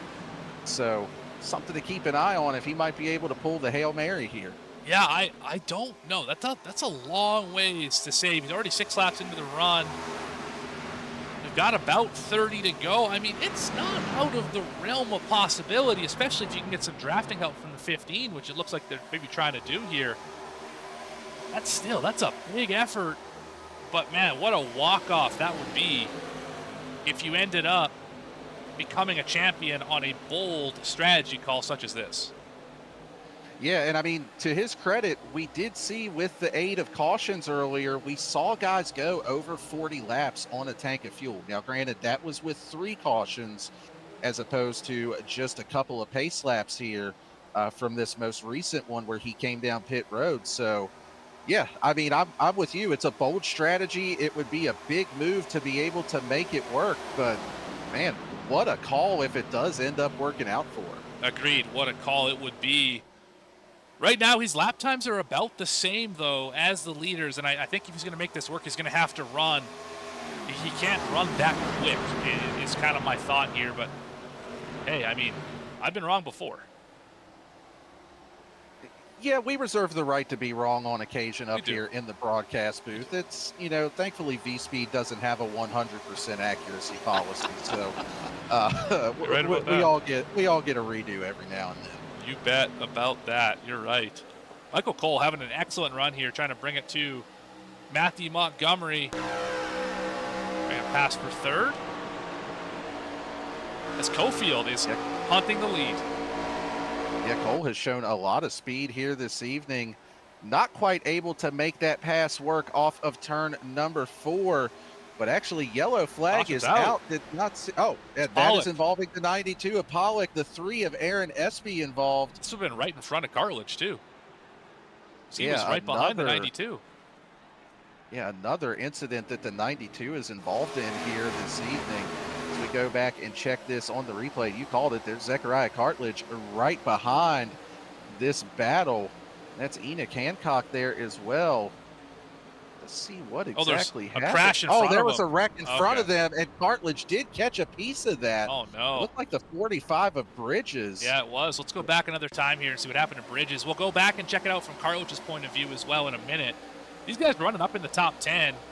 Valenti, Bridges, and Gill having all excellent runs. Sam Bridges as well, right behind him. Having what would be a season best kind of day here. Oh, loose on his own for Bridges into Valenti. Oh, Gill got a big piece of that. That car is destroyed. And then around goes that was 92. The secondary incident was what we caught there. Right. And, yeah, you mentioned it with Zechariah Cartledge there. Let's see what we can catch with that, because I don't know that he got any damage out of it necessarily. No, I don't think but so. It looked like he did get clipped in the left rear and got sent down through the grass, which at the very least is going to give him some more incident points for an off track. Right. And the loss of control. That's going to be 3. Well, that's going to be a 4X right there. That's a 1X. I don't think he actually did lose control technically. Did a great job saving that car, actually. That could have been a lot worse. Yeah, that's actually a phenomenal save for him through the grass. You saw all 4 wheels off the ground there. I mean, that was... We've been kind of a heck of a save. Alluding to jokes from the Cars movie all night, and that was one of those turn right to go left sort of situations through the grass. I mean, yeah, it was... we asked league owner Andy Berry before the race, if we happen to have a 3-way tie for the championship, what is the tiebreaker? And he said, I think it's a 1v1v1 at the Los Angeles International Raceway, and I thought that was just fantastic here. Of course, that is not going to happen because Lewis will not be in that conversation out after lap 25 of this one. Really unfortunate for the third-place driver in the championship, who led a lot of the season in points. He led the first half of it or so from his 33 machine. But now it's just under 30 laps to go, Daniel. We've got a new leader up front, Nicholas White. He built this one brick by brick, if you will. Yeah, kind of an interesting decision here. He stayed out. Come on, man. Oh, you know what? I'm going to be honest. I didn't even see what you were doing with that. You want to talk about something that went right over my head. And look, I appreciate a good dad joke, man. That was a hell of a dad joke you pulled right there. And I just completed it. So, yeah, 10 out of 10 on that. You can report me to VSPEED HR for that. Well, Brandon Wallace has already caught it in the chat. DDC is always wrong. I believe he's talking about you, good sir. So he is indeed. You got to love when the teammates get in there and and rib you a little bit when you're on the broadcast. It wasn't good enough that I just called Logan by the wrong name last night. So the 15 is moving to the back of the pack. Okay. He was, Understood. I'm sorry. He is down on the inside of the track. I don't know if he spun or what. He just drove down there and stopped. I'm not really sure, but I just got word in the chat. Zechariah Cartledge has a 16X right now. Oh my goodness. Well, that is at least, what's that? 2 points taken away from his total? Yeah, I believe you are correct on that. And I'm not sure, what was the drive-through limit again, Morgan? I think 20, I believe 21 is the answer. Okay, yeah, so he is definitely getting close to that as well. So hopefully, you know, able to avoid that, and we can have a true race for the championship. But that Lego machine is the control car, stayed out on this most recent caution. Matthew Montgomery up there on the outside. See if he could get up there and get the lead and set sail here this evening. Uh-oh. Oh, and that's a big stack up in the back, and I'm not sure if Zechariah Cartledge may have made some contact there with someone. I don't think he did. I think he was able to avoid it at the last second. He bailed out, but 27 waited until the last possible second to go. Nothing wrong with that. That is illegal maneuver. Unfortunately, it checked up the entire field. We're 3 wide down the backstretch. 3 wide for the lead. Matthew Montgomery wants to get clear of this with a little bit of help from Toby Ritters, is able to do so, but the 27 of White dropping back now on those 30 hard lap older contact. tires. Caleb Jones into the wall there in the 0-2 as everybody splitting that Lego machine, trying to find a way around. And yeah, that was probably not going to work out very well for him with the tire difference. But Matthew Montgomery now back to the lead. Martin up to second, even with that little tap to the wall there. Caleb Jones in the 0-2, still plenty of speed. And he is contact! Around goes the 0-2 up the front bumper of Cofield. We stay green. Caution's out. Colton is now out. Cofield through the grass, tried to save it after that. Wow. But yeah, man, I think there was a little bit of contact to Cofield before the contact to the 0-2. We'll have to pull this up on that VSPEED instant replay. Didn't quite catch what exactly happened there. Yeah, he just got back into the gas and into the quarter panel, and around went the 0-2. I mean, we've seen these cars be light in that part of the racetrack all night long, and that was just a case of kind of got him in a bad spot there. To hear from on the roof. Definitely less than ideal there as we ride along with Mark Cofield on that roof cam. Just going through 3 and 4 here, and yeah, I mean, he's back on throttle where you would expect to throttle up, but it looked like Caleb Jones just a little tight there on the exit and had to check up just ever so slightly, and Cofield gets into the back of him. Yeah, Cofield has got a black flag for incident points as well here. And I do see out there in the YouTube chat, Zechariah Cartledge mentioning can't have any more X's, staying in the back, hoping for luck. So yeah, he may have actually gotten something on that restart where we saw that big checkup. Yeah, possible. And now just having to play it safe to try to avoid that drive-through here with just over 20 laps to go. And let's have a look at laps led in this race. Remember, Montgomery led a bunch early in the day. He's already led 41. Some other lap leaders today, of course, the 10 of Scluttle has led 5. Really, I thought he led more than 5. Ritter's led a few. No, 0 for him. Who was the big lap leader today? Cartledge led 18. I think it's pretty much been Matthew Montgomery leading the majority of it. And other than that, it's kind of been broken up a little bit just based on the pit cycles and how things have played out. Just different guys leading for short little stints with everybody being off sequence of one another with those earlier cautions. Yeah, so what I'm trying to say is that, and that's going to be another bonus point to the 9's tally, making it even more difficult for Cartledge to get up there. Again, we don't have anything official. We don't have live points as they run at this moment. It's going to have to wait until post-race, see when the official points are updated, what it looks like, and we'll know then at the end of the race here. But stay tuned. Concluding the end of this one, we're going to have interviews with your top 3 and your champion, as well as Andy Berry, league owner. See what the future of this series holds. Definitely want to stay tuned to the post-race show after this one. Indeed so. And as we get ready to go back green here, just over 20 laps to go, Matthew Montgomery will again be the control car. Basically back where we started off at early on in this race. And as we saw, once Montgomery got that lead, it was very difficult for anybody to mount a challenge to him. So see if that again proves to be the case here as we get ready to go back green. He's going to have control on the bottom of the racetrack.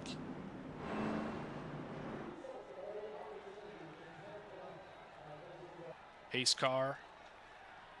Veer off the racetrack right about now. There it is. Called it. Nice. Into the restart zone. We go. Early jump and a great jump for Montgomery. Yeah, Matthew Montgomery with a nice jump there on that initial start. He's going to be able to clear for the lead. Behind him, though, Philip Martin and Toby Ritters side by side for second. You also see Green, Scluttle, and Cole there were battling for position. Toby Ritter's actually able to clear Martin now for that number 2 position. See if he can mount a challenge to Matthew Montgomery for this race lead. They're single filed out for the front 3. Here comes Michael Cole on the outside trying to get around Green. Ritters has got to the back bumper of Matthew Montgomery.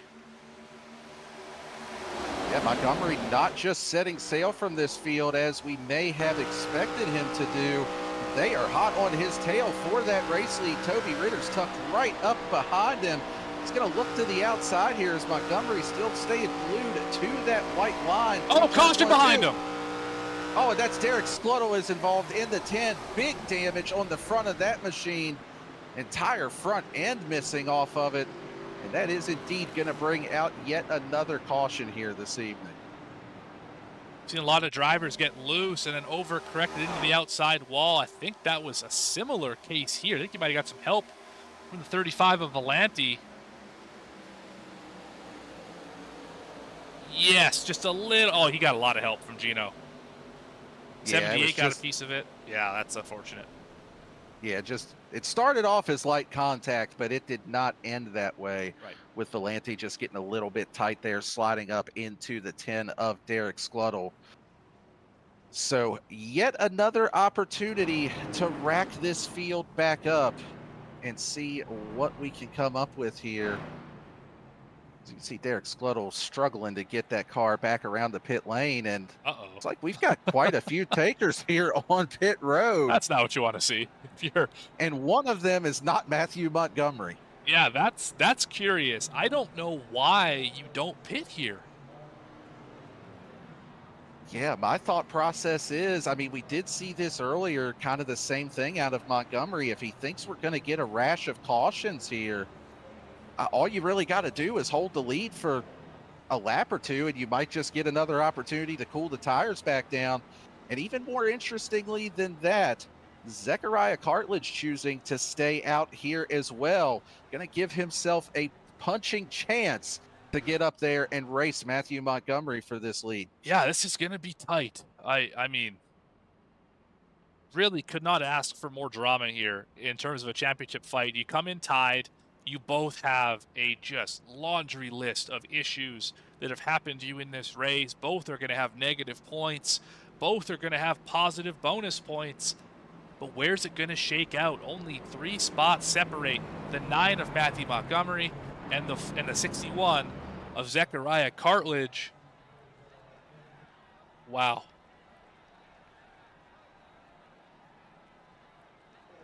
Yeah, just, and you know, really all 3 of our championship drivers with Dustin Lewis running, finishing in last here this evening as a result of that damage that he had. So, yeah, just all of our championship drivers running into problems here this evening. But even with all of that, we're going to get a restart here inside of 20 laps to go with our 2 main contenders just a row separated. And both have already used the fast repair, so any damage will impact the finish of the race for the championship contenders.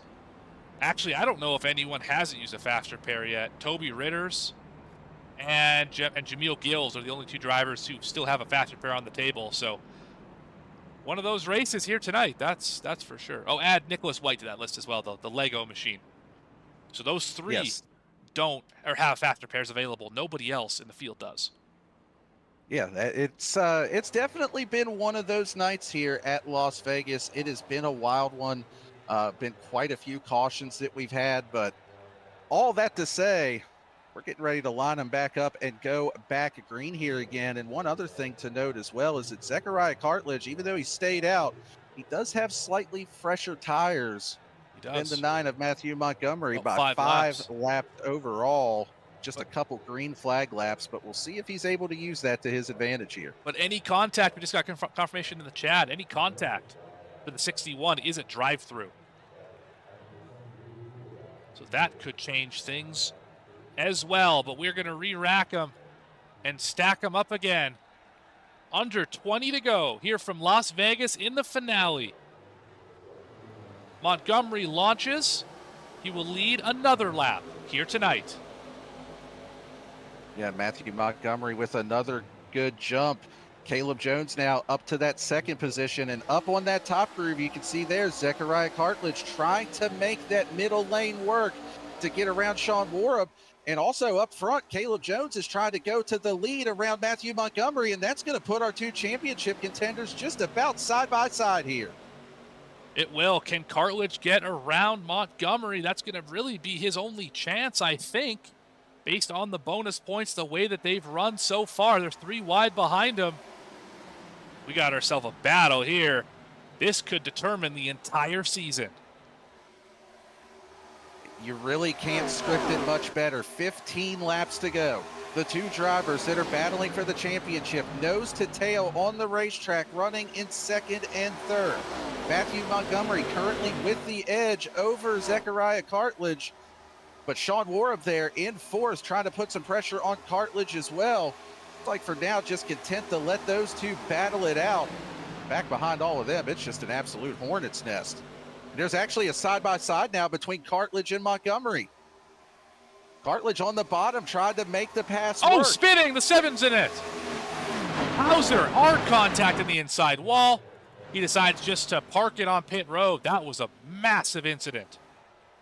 Yeah, I think that might have been, actually, it looks like he's showing a DQ, so I believe iRacing actually removed him from the session as soon as he got that last incident point. So we are staying green here.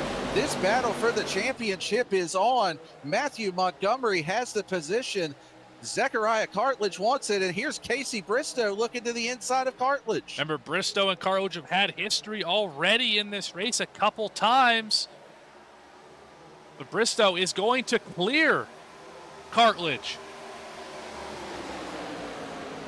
Yeah, put Casey Bristow up to third here. We'll see if he tries to make a move. They're wrecking behind him. Montgomery. Ritters is in it. Martin's in it. They stay green for now. Ritter's still in the fence. We stay green. Everybody keeps it pointed straight. Some contact with the wall, but no caution as these drivers able to keep it pointed in the right direction. Casey Bristow, though, he is trying to look for that number 2 position. They're going to be 3 wide off of turn 4. Bristow and the 2 championship drivers. Michael Cole was thinking about 4 wide, but thought better of it. Oh, we thought about 4 wide very hard, and that's going to give Montgomery the ability to drive all the way down the racetrack and pass all 3 of them. Here comes Cole on the outside, up in the fence. 3 wide again. Warup thinks about it. Not going to take that opportunity. Wow. There's not much more I can say. This is unbelievable racing. There was very nearly contact. I think there is going to be contact this time. Oh, they're wrecking. We're in the wall. Cartledge is around. That's going to be a black flag for him as well. And the damage is going to destroy that car. It was his teammate Enoch Hancock with the final blow. That is a day ender and a season ender for Zechariah Cartledge. And just absolute heartbreak for the 61. You can see that right rear tire not pointed in the correct direction at all. As we go back and take a look at this VSPEED instant replay. Watch the whole lap leading to this. Yeah, this was the lap before. And right there, I thought there was almost contact between Bristow and Cartledge. Able to get through that, but still 3 wide here. Cartledge doing everything he can to try to maintain that track position, knowing it's the only way that he's going to be able to get up there with Montgomery. Just gets put 3 wide in the middle there, and just, yeah, it just all broke loose from there. Yeah, it was, yeah. I mean, there's not much more you can really say about it than that. Yeah, I mean, running 3 wide for top 5 spot, closing laps of the race, and Cartledge gets the worst of it in a big way. I want to ride on board here with the 15 and just see how hard this contact was. And you can see here just everything. I mean, not really sure. Oh, yeah, he had no way of knowing where his teammate was there. Just a whole pile of smoke that you're driving into, trying to navigate there. And yeah, just really unfortunate in general when that happens, but even when it's your teammate, that makes it even worse. Well, this It's not over yet. We're not saying it's over yet by any stretch. But Matthew Montgomery is certainly in the catbird seat to win a championship, but he still has a race to go out and try and win as well. He's going to bring it down pit lane for those fresh tires. It's going to be an under 10 lap to the finish shootout here.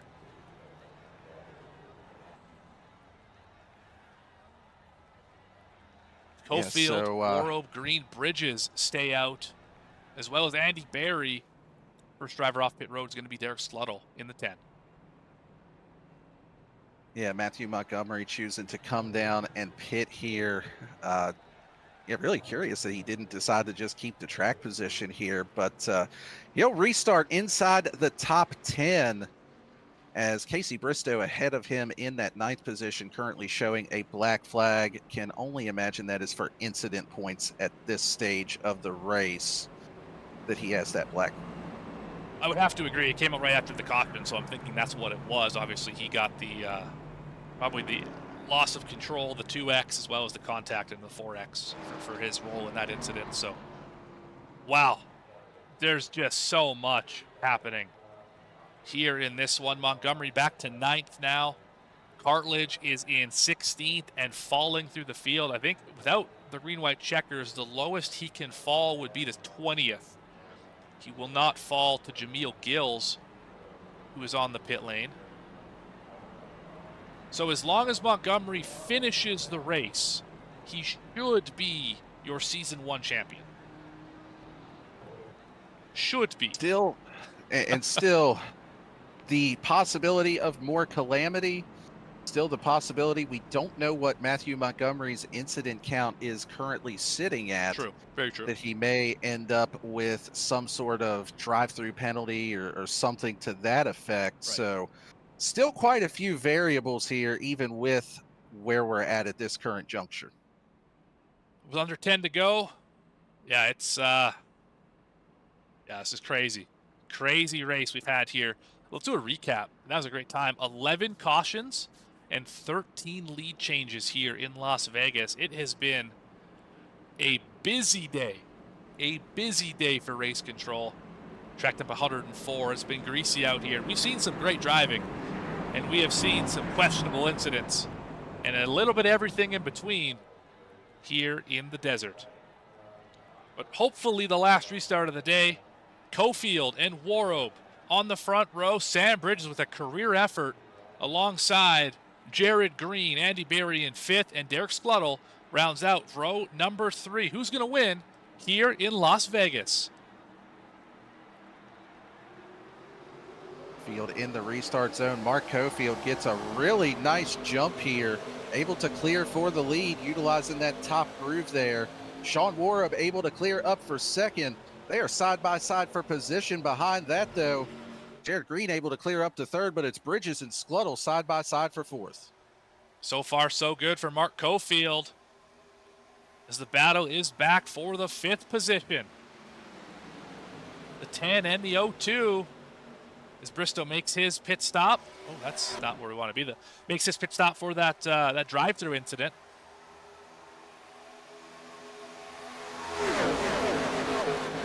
Mark Cofield doing a nice job trying to control both lanes here, just trying to utilize that dirty air and keep those 2 drivers behind him. Oh, hard wall contact for the 78. Oh my God. Sam Bridges just annihilated the wall off the corner. That's going to hurt the effort here of that car. No damage, it looks like, though. No caution, able to keep it green. And, you know, looking at our championship leader as it currently run, Matthew Montgomery, he seems content to just ride right here. He doesn't want any part of this. Smart move on his part to just say, let me just ride here and try to avoid any potential carnage, as he is 5 laps away from a potential championship. Absolutely. He's going to leave all the racing to your leader, Mark Cofield, and Jared Green right behind him. Remember, Jared Green was caution number 1 today. And that car has rebounded all the way back to the front. He's under attack from his teammate, Derek Sluttle. 4 laps to go.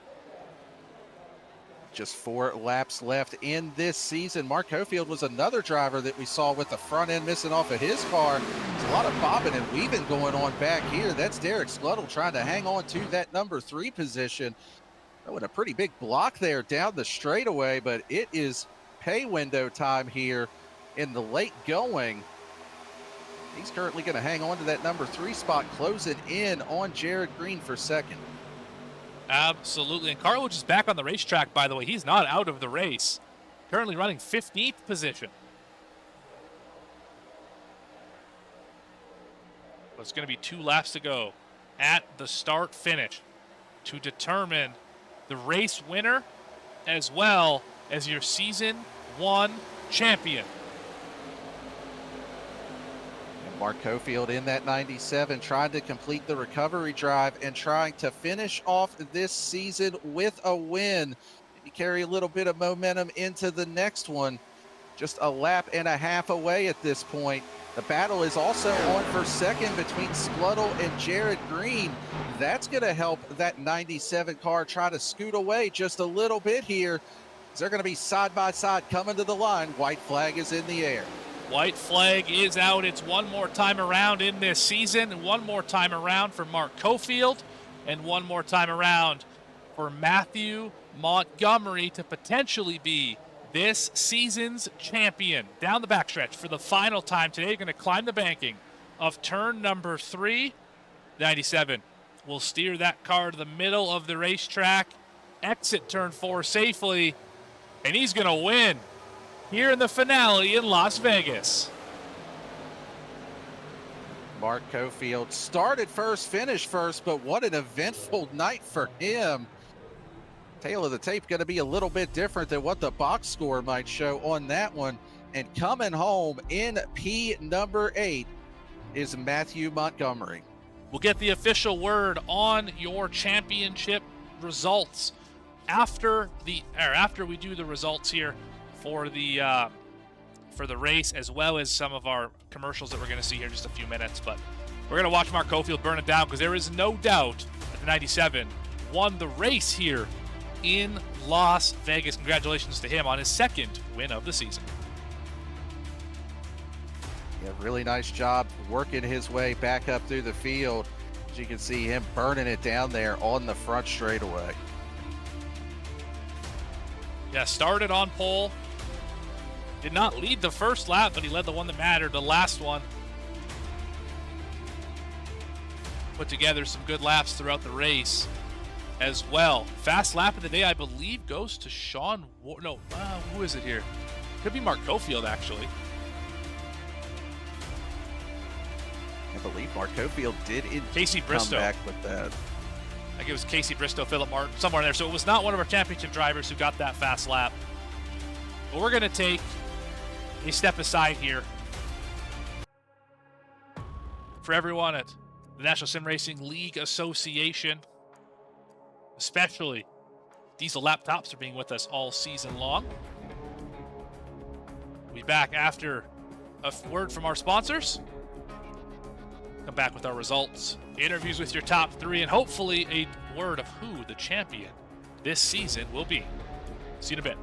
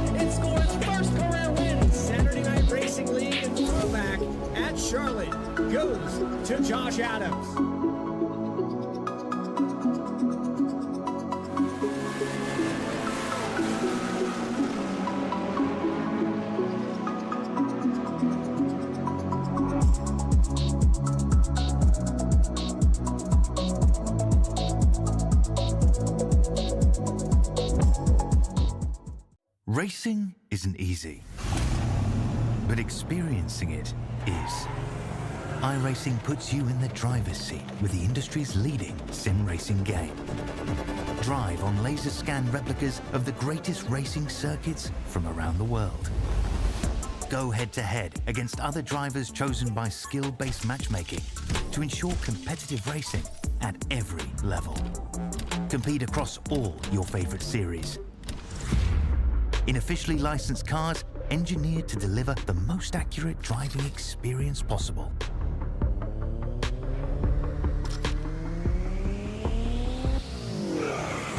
Join a race or host your own with players from across the globe. Race against the computer or in a league with friends. Feel the thrill behind the wheel. Visit iRacing.com.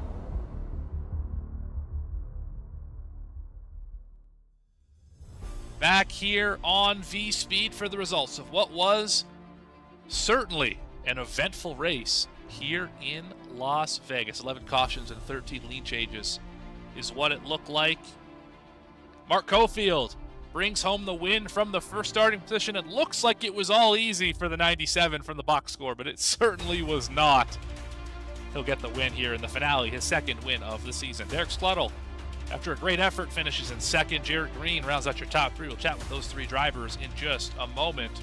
Sean Warrope will finish in the fourth position. Jones in fifth. Toby Ritters in the sixth spot. Alex Pollock, what a rebound for the 92, finishes in seventh. Matthew Montgomery, officially your champion this season. It has been confirmed by race control as well as the admins. Matthew Montgomery will be your season one champion. Andy Berry, league owner, finishes in ninth. And White in the Lego machine will finish in the 10th spot. Finishing in the 11th position is going to be Aaron Espy, with Sam Bridges coming home in 12th. Philip Martin finishing in 13th. Casey Bristow coming home in 14th. Gino Volanti in 15th. Zechariah Cartledge, heartbreaking way for the season to end for him. He's going to come home in the 16th position here this evening. David Moyer in 17th. Michael Cole in 18th. Enoch Hancock coming home in 19th. And rounding out the top 20 is going to be Charles Hauser. 21st tonight, Jameel Gills in the number 6. Jordan Bridges had a great run until it all went sideways. Finishes in 22nd. Stephen Gill caught up in that same accident. He will finish in 23rd. Brandon V's in the 65. Looked promising at the start. Had a few incidents. Finishes in 24th. Joshua Thornton led some laps here. Finishes 25th. MJ Palmer, 26th. Andrew Allen, 27th. And championship hopeful Dustin Lewis out after only 25 laps here tonight. He'll finish shotgun on the field in 28th. Without further ado, let's go catch up with those top three finishers. Starting off with Jared Green.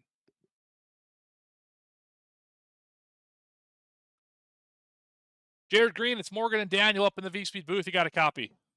Yeah, man. All right. Well, the race did not start off well for you and your lava corn, but eventually it worked out in the end here. P3, how did you keep your head down and fight through it to get this top three finish? Luck. That's all I gotta think for today is just absolute luck. Coming into this race, I knew I was good on intermediates. So obviously got top 3 in Michigan. Just good strategy. That's really all I got. And just kept my head down for the rest of the race and believed in myself. Yeah, so it was one of those races where it kind of had a bunch of different phases. There were some kind of herky-jerky cautions, breed caution situations. There was a long green flag run in the middle. What area of the race kind of were you enjoying the most? Where did you find the most success at? And how did the car drive overall? Yeah, after that wreck, I had a fast repair, but then I think I got caught up in like the second or third caution, had aero damage for about half the race almost, and but near that end, it felt like a rocket ship. It was really good. Um, didn't bounce up into anyone like on lap 3, but me and my lava corn got a third today. Props to the lava corn. Well, Yeah. who you want to thank, who you want to shout out here for a third place finish, and probably I think maybe the first time we've talked to you this season. Yeah, I mean, I would have at Michigan, but I'd like to thank Zechariah Cartledge for the number 16 R2R. I'd also like to thank Monaco Zero for the amazing paint job. I'd like to also thank one of my sponsors, Gold Designs, and yeah, thank Derek Scalado for a lot of the race. Awesome. Well, thank you for your time, Jared. Congratulations on the third place finish. Maybe we'll see you next Yep, time here on VSPEED. yep, thank you. You bet. All right, third place finisher, Jared Green. One spot up the podium. I'm going to sprint down pit road and catch up with Derek Scluttle. Derek, it's Morgan and Daniel up in the booth. You got a copy? Yeah, I gotcha. All right. Well, hard fought effort today. Led some laps. Clearly was fast all day. Just a little bit short. Summarize your day for us up here. Yeah, really I was just trying to run my race, save all my stuff, try not to get any incident points, but a lot of stupidity got in the way with all getting bumped under caution, getting 4X, but in the end, P2, not too bad. I definitely could have passed Jared and Mark, but I just came up short. Definitely, and I came down pit road for nothing that last caution. I had no idea that I didn't have any tires, and I just ended up selling my spot away. But overall, good day for me and Jared. We're both on the same team. R2R P2 and 3. Right on. Well, I want to ask some about an incident that happened earlier in the race. You're racing Matthew Montgomery, I think, for second. I don't know if it was the leader for second at that point in time. You guys make contact. Can you kind of tell me what happened in that situation and kind of why that incident took place? Yeah, I was racing hard with him. I was trying to give our R2R championship, but I didn't. I went down to side draft and I kind of banked down too hard, and it ended up turning him. So I apologize for that. I didn't mean to do that. It was not intentional at all, and congratulations for his championship. All right. Well, while we're up here, Derek, anyone you want to thank, anyone you want to shout out here on VSPEED, the floor is yours. I want to shout out Zechariah for getting me this team, letting me race here, and you for putting up this great stream and a great broadcast. You bet. Appreciate that high praise, Derek. And congratulations on Thank second you. place here in the finale of the NSRLA ARCA Series season. Thank you. And now Daniel Cunningham, he wasn't going to stay quiet forever, folks. Don't worry. He's caught up with your race winner, Mark Cofield. Mark Cofield, this is Morgan and Daniel up in the booth. You got me? Got you. Well, man, you started on pole, you finished in P1 also, but there's a lot going on in between there. We saw you had the incident where you got behind on track position. Just walk us through your mindset here on how you were able to get back up to the front and get this race win. That is a very good question because I got to go back and watch to figure that out myself because I think I went to the rear like 4 different times during this race. Had a pass-through penalty from getting points from all the wrecks that went on. I'd barely get clipped or something like that. Crew chief kept saying I had no car damage, but I was collecting points. Kind of like the Mario Brothers game out there, you're just collecting them tokens. Well, you did a nice job of getting back up through the field. That's your second win on the season. Just kind of thinking back on the season as a whole, is there anything that you can really build on for the next one, especially with finishing out with a win? Yeah, I think just getting used to these guys and figuring out how to not get the incident points is a big deal. Trying to stay far enough away from the guys or whatever. That's something I got to figure out. And then a lot of times I just shoot myself in the foot, speeding on pit road and doing stuff that I've got to learn better than to do. Well, one thing about it, you were able to avoid the incidents here this evening, as far as the self-inflicted ones, we'll say, and you were able to come home with that number one position. Before we let you go, who you want to thank, any sponsors or shout outs? Yeah, I want to thank Andy Barry, Diesel Laptops for putting this on. Congratulations to Matthew Montgomery. He's had a heck of a season. Zachariah, they both come into this race tied, and they both had a lot going on during the race also, and just worked out to where Matthew come out on top. But I want to thank Cofield Supply and Service, and thank VSPEED and you and Morgan for being here every week. Just glad you didn't pick me as a winner. Yeah, you're welcome for not putting the broadcaster curse on you here this evening. But yeah, congrats again on the win. Congrats on a solid season. All right, thank y'all. Y'all have a good night. That's your winner That tonight. is our race winner, Mark Cofield. Mark Cofield. I mean, congratulations to him for that. Win number 2 of the year. And now it's time to talk to the guy who's holding the big prize, Matthew Montgomery. Matthew Montgomery, Morgan and Daniel up in the booth. You got a copy? Yes, sir. Well, it was not easy, even though you're standing here covered in confetti with the champagne bottles and all that fun stuff. For champion here at NSRLA season number 1. This race was anything but easy for you.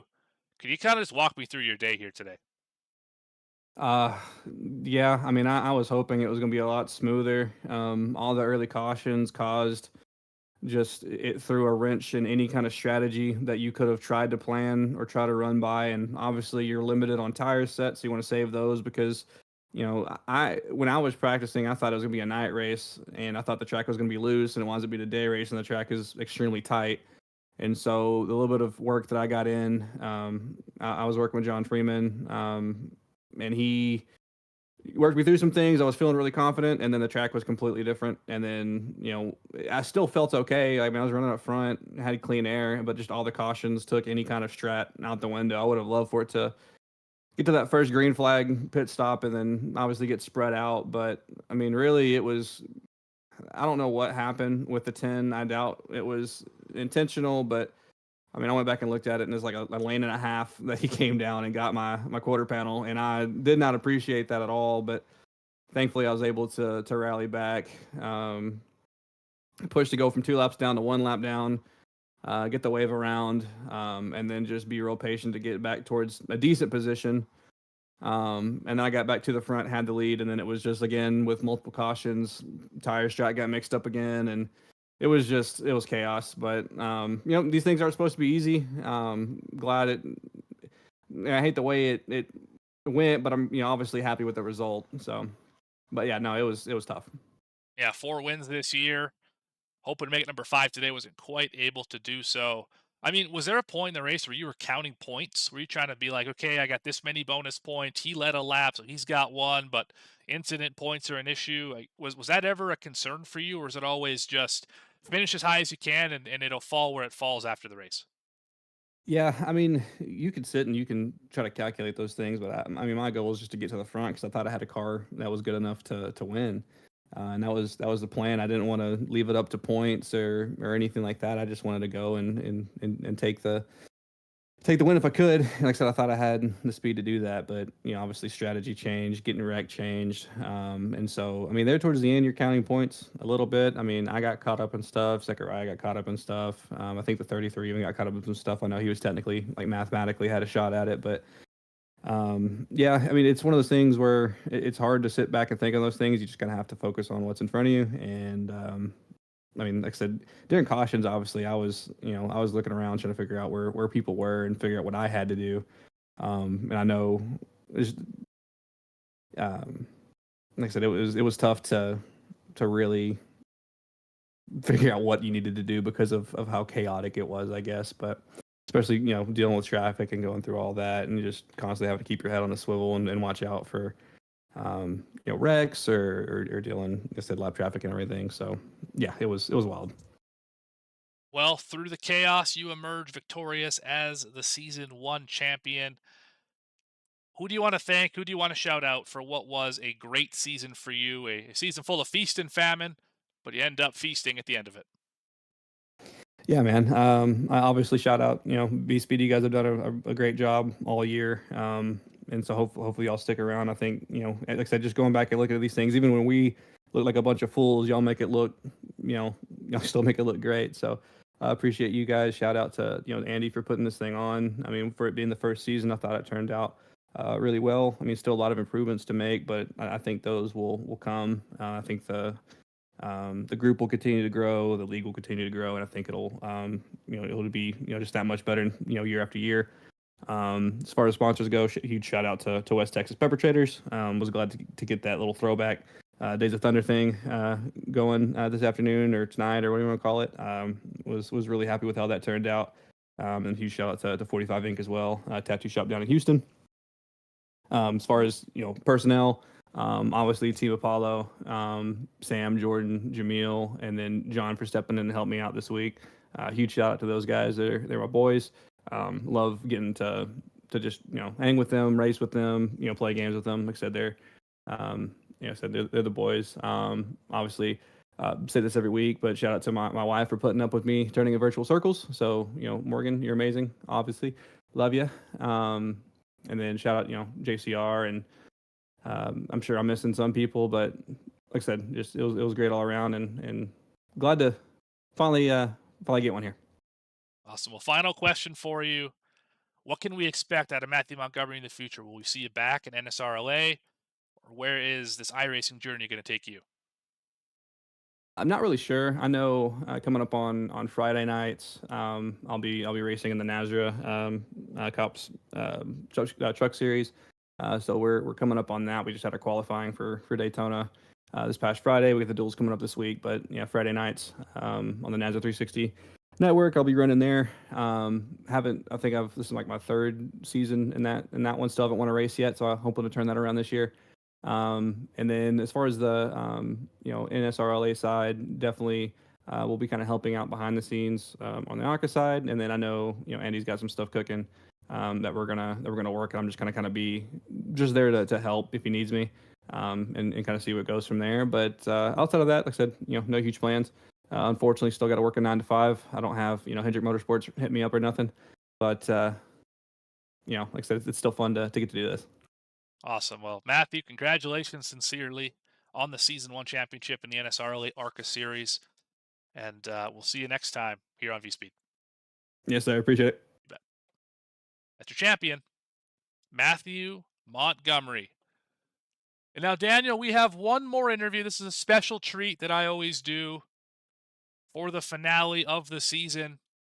And it is chat with the league owner, Andy Berry. You got a copy? I got a copy. All right. Well, sir, it was definitely an up and down day, definitely an up and down season this entire year. How do you rate this season from an owner's perspective? I would say it could be better. I'm not gonna always be satisfied with how we have these races and stuff. I mean, you're gonna have bad races, you're gonna have good races, right? That's just part of the game. But there's always room for improvement, and that's what we kind of look forward to in season 2.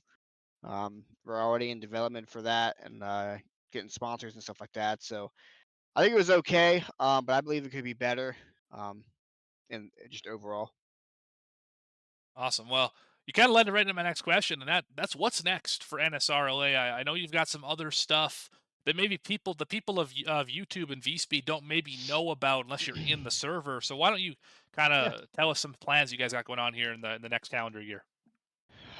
So I know next Tuesday we start our NSRLA Cup series. That's going to be on Tuesday nights. Of course, we're doing our truck series, our NSRLA Diesel Laptops truck series on Tuesday nights. We do plan on having season 2 of ARCA probably next year. I want to say maybe the beginning of February, but it's not really a foolproof uh, time date or anything like that. So we're kind of waiting on that. There's some other things in the works, I believe. A couple, like 1 or 2 that I can't really discuss right now because it's kind of keeping it as low as we can. But pretty exciting stuff that we do have coming out. So I think a lot of people are going to really enjoy it. Awesome. Well, Andy, now the floor is yours. Anything that you want to say to the people here on VSPEED watching us on YouTube? Now's your opportunity, either as a driver or as a league owner. Yeah. I guess overall, I just want to appreciate every single driver. It doesn't matter if it was one person or 30 people in the race. I appreciate every single person coming out, regardless if they did one race with us or if they did the whole 12 races with us. I really do appreciate everyone coming out. I mean, we're just a little league that we like to do on the side. So it was really great seeing our ARCA series blow up the way it did. I gotta thank VSPEED, of course. VSPEED has been absolutely amazing. The entire series, Morgan and everyone else up there in the booth. I mean, fantastic stuff. We'll continue to work with y'all like always. I do want to thank the sponsors of the series, mainly going to be Diesel Laptops. You know, one of the best diagnostic software companies you can get out there for off highway and truck stuff. Really great company, really came through with the sponsorship series. We also had 2 other sponsors, which is going to be Transmission Specialist out of Texas, and then Downtown Auto Sales of Cummins, Georgia. I think Jacob Cochran sponsored one of the races for us. So I really appreciate that. I appreciate all my admins putting in the hard work on the back end. It takes a lot of time to make a schedule, get the races correct, make sure the fuel is right. There's technical difficulties, you know, iRacing freezes, it crashes. I mean, there's so many different things. So I gotta really appreciate them. I gotta appreciate my shout out to my fiance. She also lets me have the time and my hobby to do this and the race and have a good time. And so I really appreciate her. And again, I just really appreciate everyone and all the support that everyone has for the league. And I look forward to it growing from here. Awesome. Well, glad to be along for the ride, Andy. It was a lot of fun here, up here from the VSPEED booth this season, and thank you for the opportunity to have VSPEED broadcast your races to everyone here in our sphere of influence. So thank you for that, and congratulations on a season, and we'll see you next time here on VSPEED. Yes, sir. You know we will. All right, that's league owner Andy Berry. Well, Daniel, I think that's about going to do it for us. Here, we're going to put a bow tie on the season for the National Sim Racing League Association and all of the admins that make this thing possible. Aaron Espy, Alex Pollock, Jacob Cochran, Matthew Montgomery, Sean Warrow, Stephen Gill, and of course, Andy Berry.